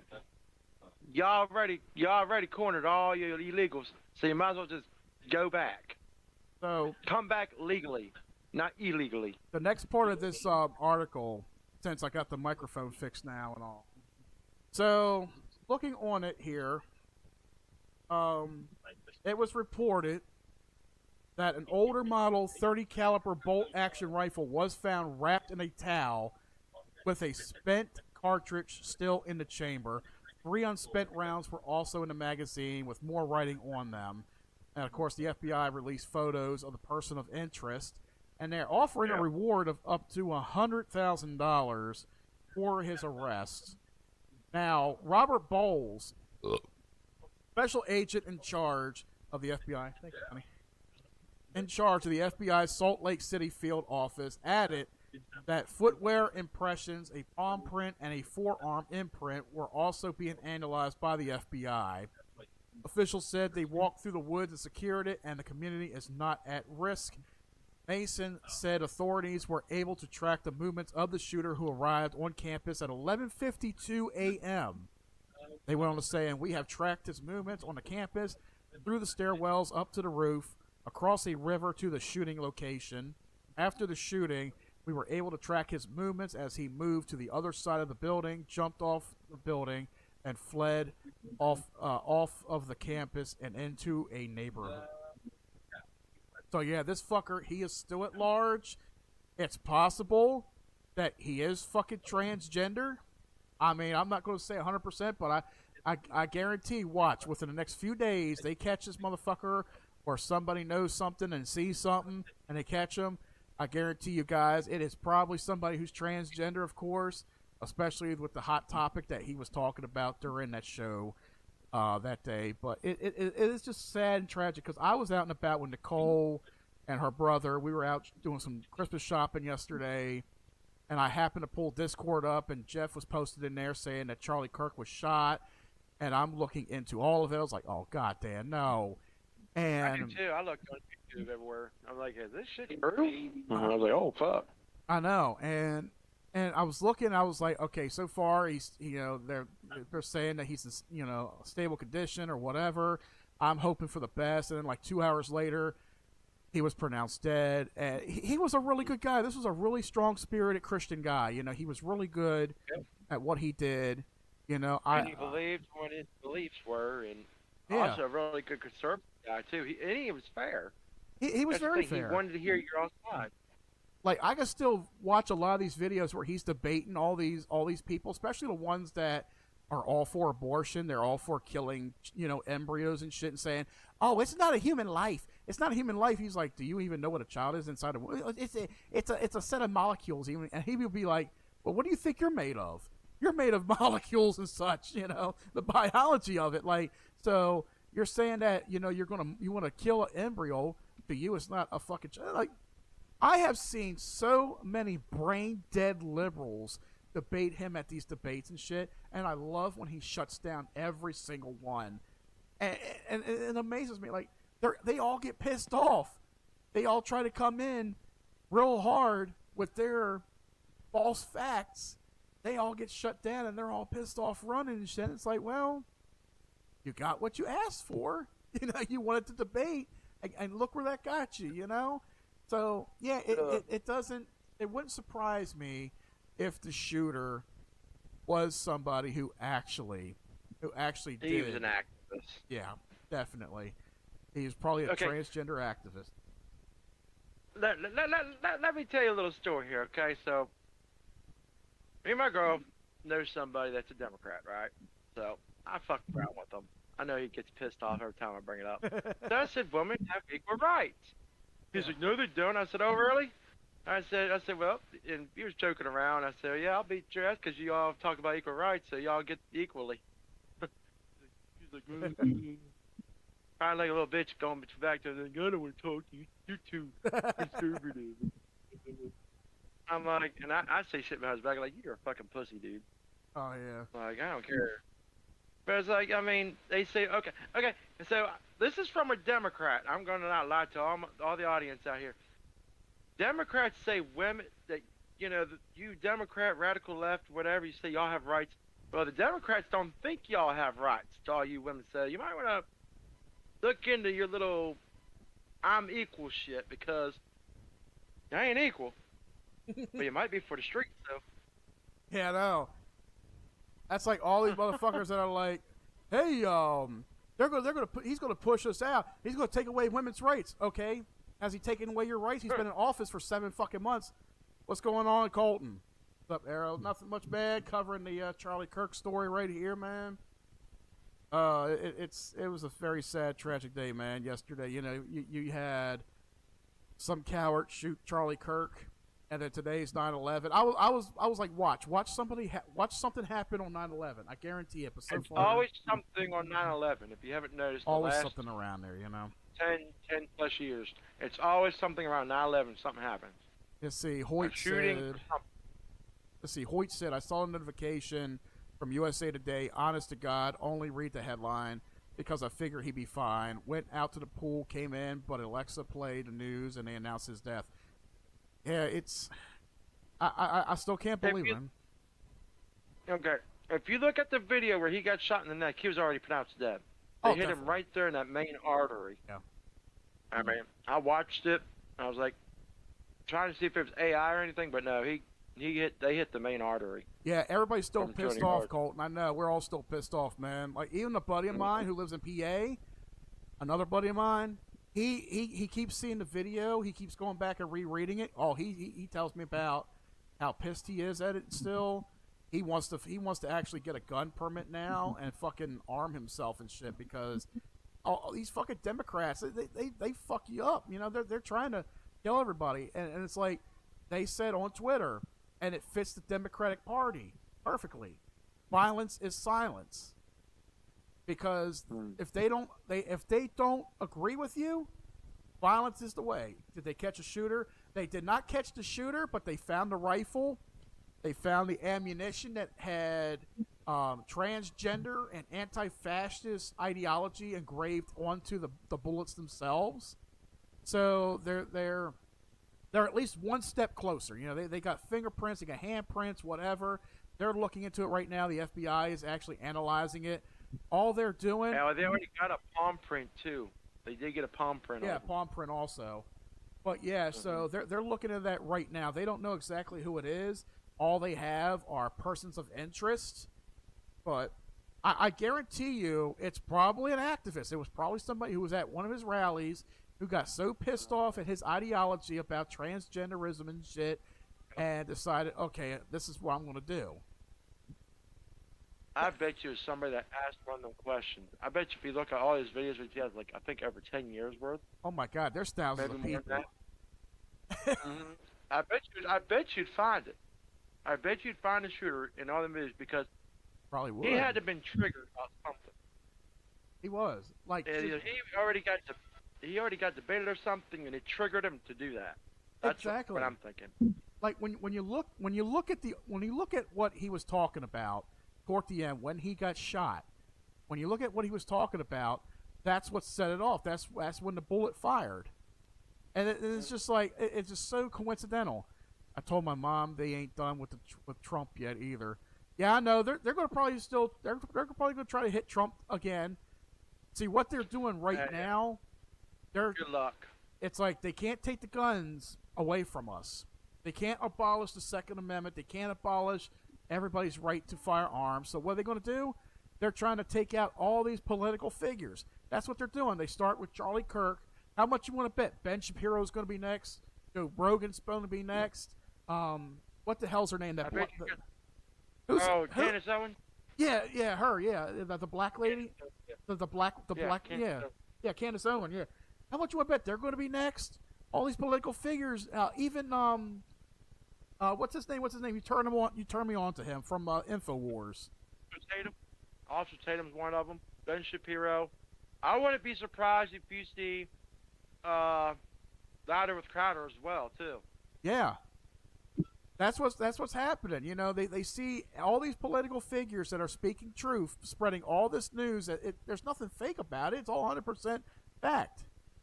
They're taking out all these people. They are trying to silence everybody that they can. If they ain't going to get to Trump, they're going to do everything they fucking can. And it's the one step closer to them pushing the Republicans to say, you know what? Time to ban guns. Yeah, this is some JFK stuff all over again. That's what it seems like. That's what it seems like. If they get Tucker, I'm done. Oh, I feel you, man. But here's the thing, though. Here's the thing about it. They fucked up because they hit the most important guy, one of the most important people that everybody looked up to. Yep. That's how I see it. You fucked up. You just thought you was going to turn this country into hate. All they did, all you all did, But you know, to ignite the match. All they did. to all them trans fucks out there, to the shooter, to anybody who's and what's even more sickening, what's even more fucking sickening, man, is all these fucking cocksuckers on social media laughing at the fact that Charlie Kirk was shot. All these Democratic fucks, all fucking laughing, saying that he belongs in hell and shit. Like, what the fuck is wrong with these people? I look at them. That's demon. I look at That's them. who fucking- Like, dude, I look at these motherfuckers. I'm like, I hope the same shit happens to you motherfuckers. Like, you motherfuckers deserve it. Like, you all deserve a fucking beating in hell. Like, what the fuck is wrong with you? This guy, a fucking husband, father of two. This guy, he was fucking harmless. All he did was speak truth and stuff. Some fucking coward shoots him, and you're all sitting there fucking cheering it on. You're all sitting there fucking prancing around and shit. Yeah, it's pure evil, Colton. It is. It really is. See, right now. Hey, you know what's sad? I bet the motherfucker got his food stamps taken away. That's why he's taking it out on everybody else. Could be. So now, here's the way I see it. It's not Democrat versus Republican. It's not liberal versus conservative. It's just good versus evil. And you know what? You all done pissed off the wrong party, guys. You're not taking guns away. In fact, you are fucking arming us. You are arming us. Yeah. Y'all gave us the gasoline. Y'all gave us the match. All we had to do was wait for the right moment. Y'all fucking sparked it. Dude, when me and Jeff were Y'all talking just about it, damn midterms. when me and Jeff were talking about it, he was telling me, man, I'm already locked and loaded. Jeff's got a lot of guns. He's got a nice big gun locker and shit. He said every gun he has is locked and loaded. He is ready. He said Civil War is here. There's going to be some fucking civil unrest for the next 3 years. I guarantee you. Like, you know, these motherfuckers, they want to silence you because you can't have an opinion. You can't have an opinion. You can't speak your fucking mind. Violence is silence.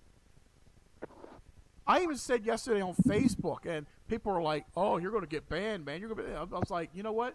It ain't the fucking first time for me. It ain't going to be the last. I said, I think it's time to fucking genocide all liberals. Nah, I wouldn't say all of them because not all of them are bad. Well, yeah, true. Just the ones that are stupid. Yeah.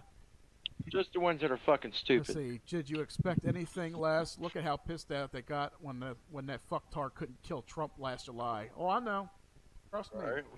They were pissed off they couldn't take him out. Like, not once, but twice. They tried to kill Trump twice. And they fucking failed. Now they're taking out fucking random people, fucking political figures. More of these fucking school shootings. It's like, okay, school's only been in session. How long? Let's see. School's been in session for 2 to 3 fucking weeks. How many school shootings did we have? Like, just the very first week. The very first week, there was a fucking school shooting somewhere. And it's like, when's this shit going to end? When the fucking Democrats give in and give up. And that's not going to happen until we fucking fight back. Because they are fucking weaponizing transgender motherfuckers. And like I said before, look at all these school shootings. All of them are trans. Trans girl, trans boy. All these. How are they getting a fucking gun? Like, who the hell hold on. Columbine was not trans. Columbine was not trans. Oh, no. That was too mental. Yeah, Columbine was 25 years ago. Yeah, that was not. That's definitely not trans. But within the last, that was mental. Yeah. But it all connects to mental issues. It is. Every single one of them. It's all mental issues. Yeah. School security just needed to improve. I think, honestly, either every single school in this country needs either one armed police officer, or they need to allow a school official to be armed, a principal, and a staff member. Our veterans. Our veterans, yeah. Veterans, just give bring a them veteran. job. Exactly. They fought for this country. They got will fight nothing again. else to do. Exactly, man. Yeah. But that is what they especially the fucking ones need. that are homeless that need a job. Especially the ones that need a home that need a job. Give them a job. There you go. Exactly. Just make sure they're not mentally incompetent. Exactly. Like this shit just brings my piss to a boil with how we fucking are in today's society, where you get canceled. You can't have an opinion. You can't tell somebody a fucking joke without them pulling a gun out on you or pulling a knife out on you or saying anything. And you know what? I want to get on to the last topic, and this one is definitely a big ball buster. Before you get on that topic, I want to put something out there too. Yeah, go ahead. I wish we were back in the 90s when we didn't have cell phones, didn't have computers, didn't have none of this shit. Because we could go on outside till like 9 and like 12 o'clock midnight without any of this new shit going on.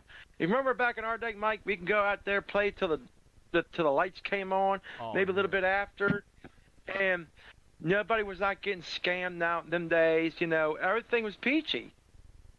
But look at it now, 20-some years later, and now we got, what the fuck happened? There was just so much fucking shit happening last. I know, man. Like 20-some years. I wish I could go back in time to those times where it was safer, it was better for us. Yeah, back in the 90s, they used to say, oh well, you know, oh this year is the 90s was probably the best. Between the 70s and the 90s was probably the best years of your life. You had none of this bullshit going around at all. You know, you didn't have none of it. Zero. You could go out there, you could let your children go out there, and the neighbors were friendly and all that stuff, and, you know, that's what we all miss. We miss those days. We don't miss this AI bullshit. Stick that shit somewhere else. Shove that up like, Apple's I can't even ass. stand, I can't even stand AI technology. Yeah, it might be good for the people that want it in stock markets. Great. Yeah. But do not put them in fucking cars. That is the stupidest shit you could ever put it in. Even Colton said, I'd rather have a cop protect the school than to sit on the road somewhere writing speeding tickets. Exactly. That's what we need right there. But let me tell you also. In the South, they do that. In the South, they do it. Mississippi does it. Texas does it. I think Alabama does it now. Florida, for sure. So, yeah. Yep, take me back if to you want to go to a good 2006, state that has that kind of protection, Florida, Alabama, Mississippi, I think Louisiana might do it too. I don't know. But those are the states to go to. We have two problems in this country. Colton hit it right on the nail right here. We have two problems in this country: bad parenting and mental illness. We get those two under control. Exactly. Like there are so many. You can't 100% blame bad parenting on that. I can't say that. It's just called mental illness, is what I think it is. Some of it is bad parenting. Don't get me wrong, because if you don't discipline your children, you remember what happened in Baltimore, everybody? Oh my God! Where that mama came out there and smacked that motherfucker in live TV. I remember that. Yeah. He was at a fucking rally. His mom come out there with He got stopped by his mama. Didn't she have a flip flop? Yeah, she had a flip flop, beat him over the fucking head. That's good parenting right there. She come out there, she's like, "You boy, get that woman. Get your ass out of here. How'd you fuck him? You motherfucker, you on TV. Get out of here. Get your ass. The fuck you talking about? Motherfucker, you don't belong here. Right there, that motherfucker. That was Mom of the Year right there. For the rest of his life. That motherfucker's on live TV, embarrassed for the rest of his life. This motherfucker's on TV. Black Lives Matter. Black Lives Matter. Next thing you know, bitch, get the fuck home. I bet that motherfucker's the 40-year-old version by now. I think. Trying to act like he's an active. Motherfucker got his ass beat by his own mama. Not the old mama shoe. He got the flip flop. That's like this. Like two fucking. That's two fucking racists right there that use the flip flop. Black mothers and Hispanic mothers. You know, that's what Trump probably did. Go out there and get a big ass flip flop and smack them motherfuckers with it. Fuck yeah. Call them up. I tell people across the time all the time, like 5 across the eyes. I'll be right there. Let me. Oh hell no! I'll be right there, Trump. Wow, with the flip flop. Hold on, Mama beat son's ass with the flip flop. I'm gonna do one better. I'm gonna make me a steel toe flip flop. That's what we need. Flip flop into a skillet. Ain't no rubber hard enough. I need something with a fucking steel toe. I'm like, don't piss Papa off. He got the steel toe. He got the steel toe, not the old steel toe. Oh shit! What the fuck are you running for? Yep, there's his mama. There goes Papa with the steel toe. That motherfucker come back like a fucking frisbee. It'd be like fucking what the hell's his name from Austin Powers? I forgot what the fuck his name was. Like he throws a fucking shoe across the room and hits you in the head.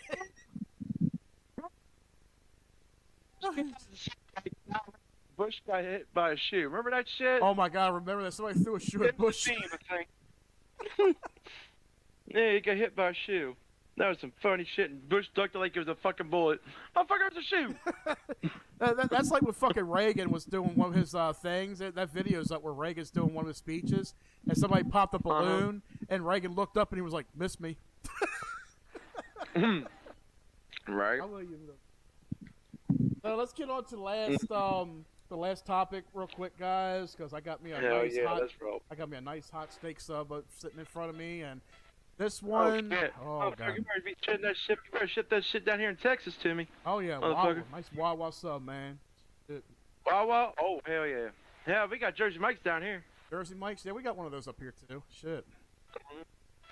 So this one right here, this one gets my buddy really going bad. Like he sees this video, and he tells me how pissed off it just fucking makes him. So everybody already knows what I'm getting ready to probably talk about. Happened just the other day.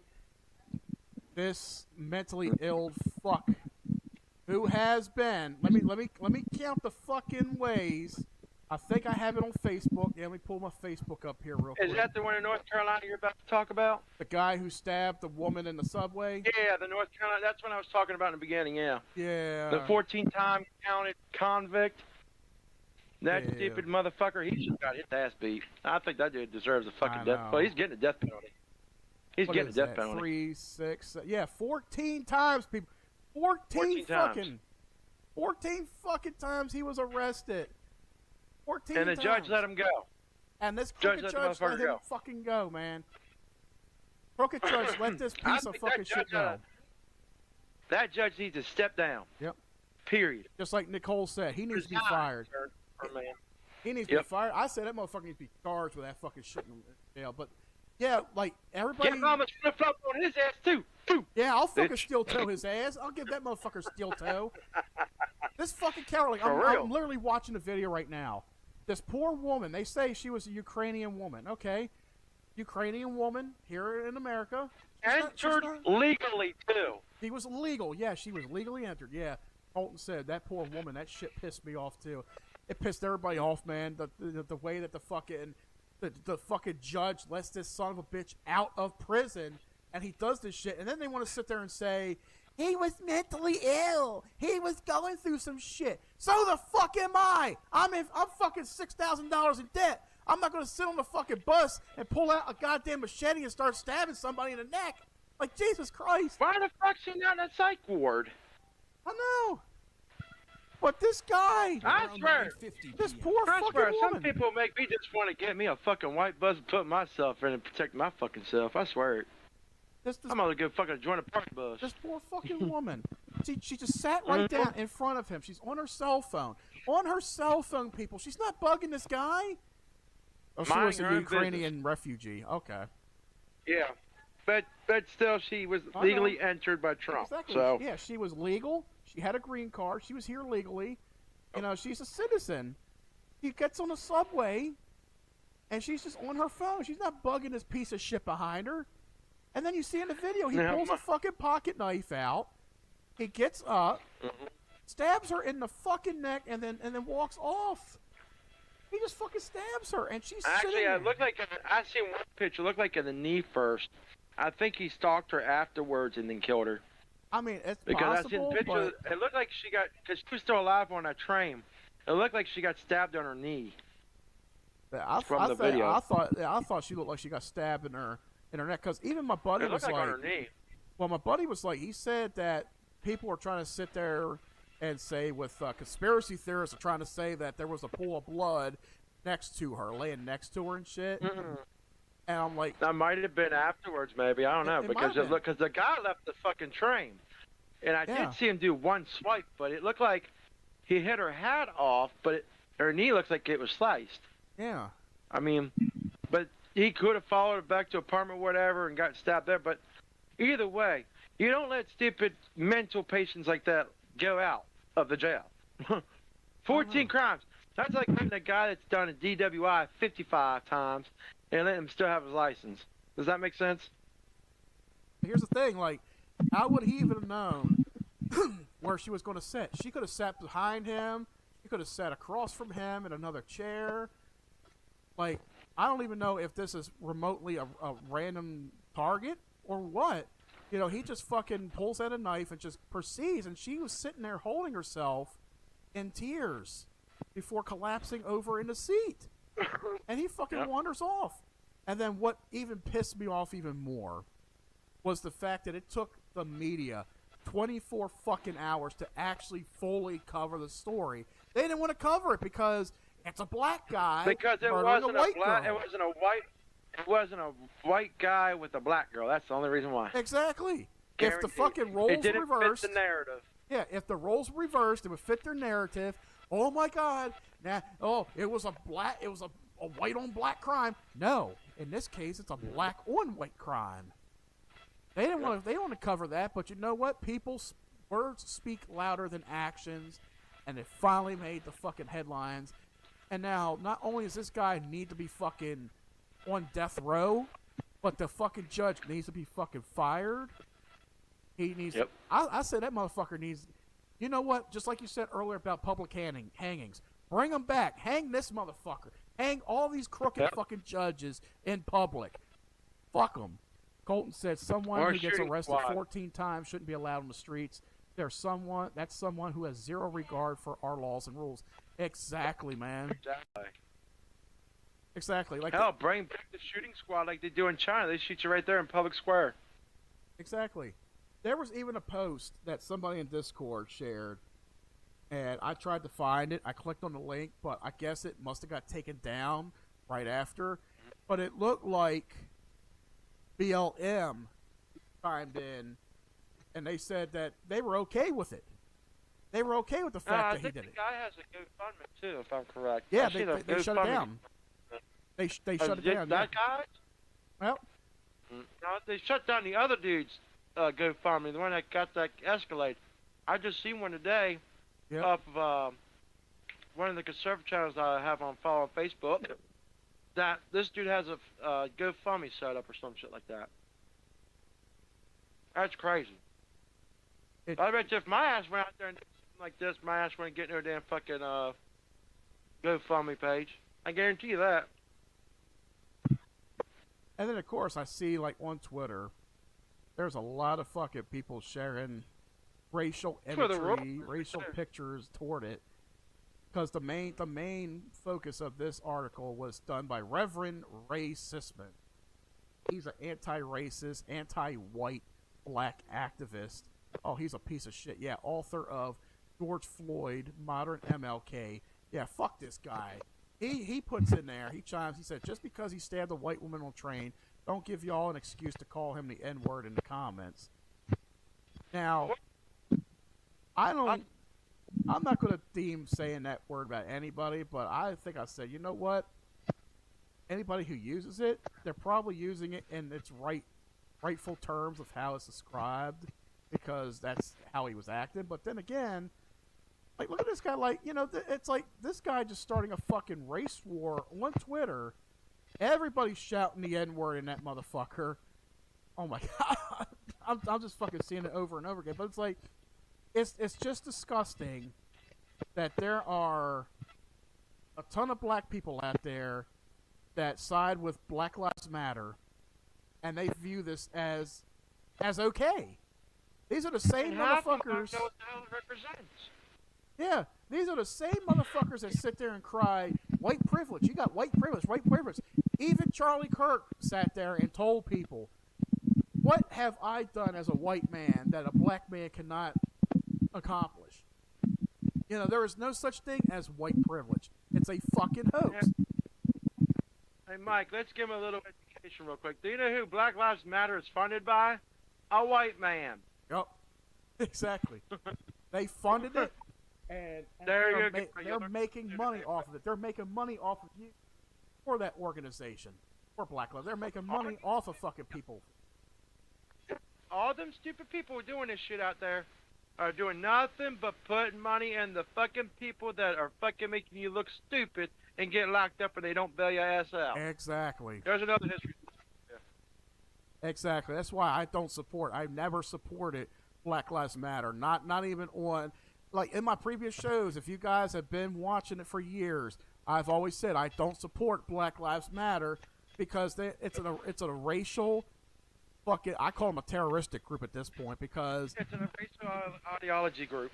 Yeah, right there you go. Ideology, that's what it is. I could never think of the word. It's a racial ideology group. And they're just the same way as LGBT and all. Yep, funded by the white man. But it's George just, Soros. Yep. I wish that motherfucker would just croak. He's what, 110 now or some shit? 104 years old? He's like what, 104 years old or something like that now? That motherfucker needs to die. He must be on fucking respirators and shit. He must be fucking Hubbarding himself in an apartment. Jesus Christ. Mike, look that up. Did he have like 4 heart surgeries, I think.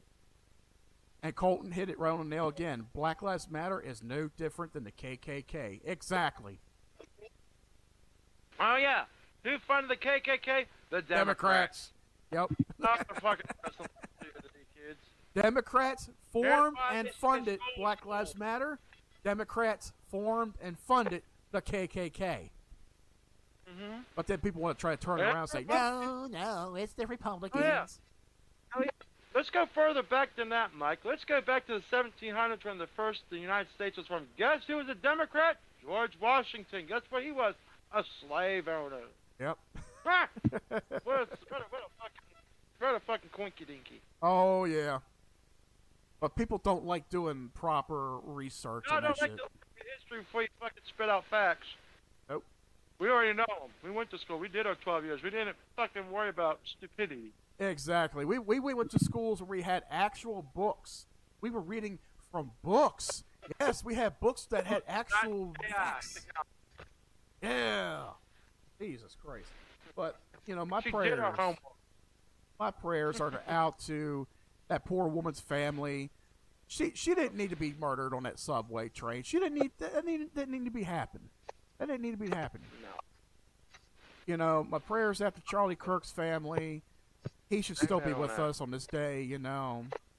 Anybody else, and also anybody else who is a victim of these brutality killings of the leftist mental institute fucking idiots. It just amazes me that this is the typical mind of a Democrat. This is what Democrats are all for. They're all for violence. They don't give a fuck about human decency. They don't give a fuck about life. It's like I told Nicole earlier, and it's very questionable as to why kids should be involved in school shootings. Democrats don't give a fuck about the value of life. They will sacrifice a classroom full of kids to prove a point. And every time they try to prove a point, they're wrong. I think here's my opinion about schools. I think that kids ought to be in politics as to learn and understand it, for one. Yeah. Two, learn about money. So that way when they turn 18, they understand the fundamentals of money and saving money, taxes, and all this other stuff. Because even today, kids don't even know what the hell to do with money. They spend. They don't know how to save it. Yeah, that's Our true. future generation is going to hurt. And sad part is, you know, me and my girl, we talked about it, and we're like, you know, I feel bad. I went to a school meeting with my girl and her son, and I said, and this is Derek Croat. You can even ask my girlfriend this. I said, there are students that don't even know where the hell Afghanistan is on a fucking map. Jesus Christ. I said, I look for him to know where Afghanistan is. All right? I said that shit. And they're all like, looking at me like, I was like, yeah, you go out here and ask some idiot that don't know fucking, where's Afghanistan? I don't know. I said, I don't want him being stupid. I want him to know where Afghanistan and the rest of these damn other countries are, so he doesn't look like he's stupid. I did. I said that to a group of teachers. I said, there's students there that don't know where the fuck Afghanistan is.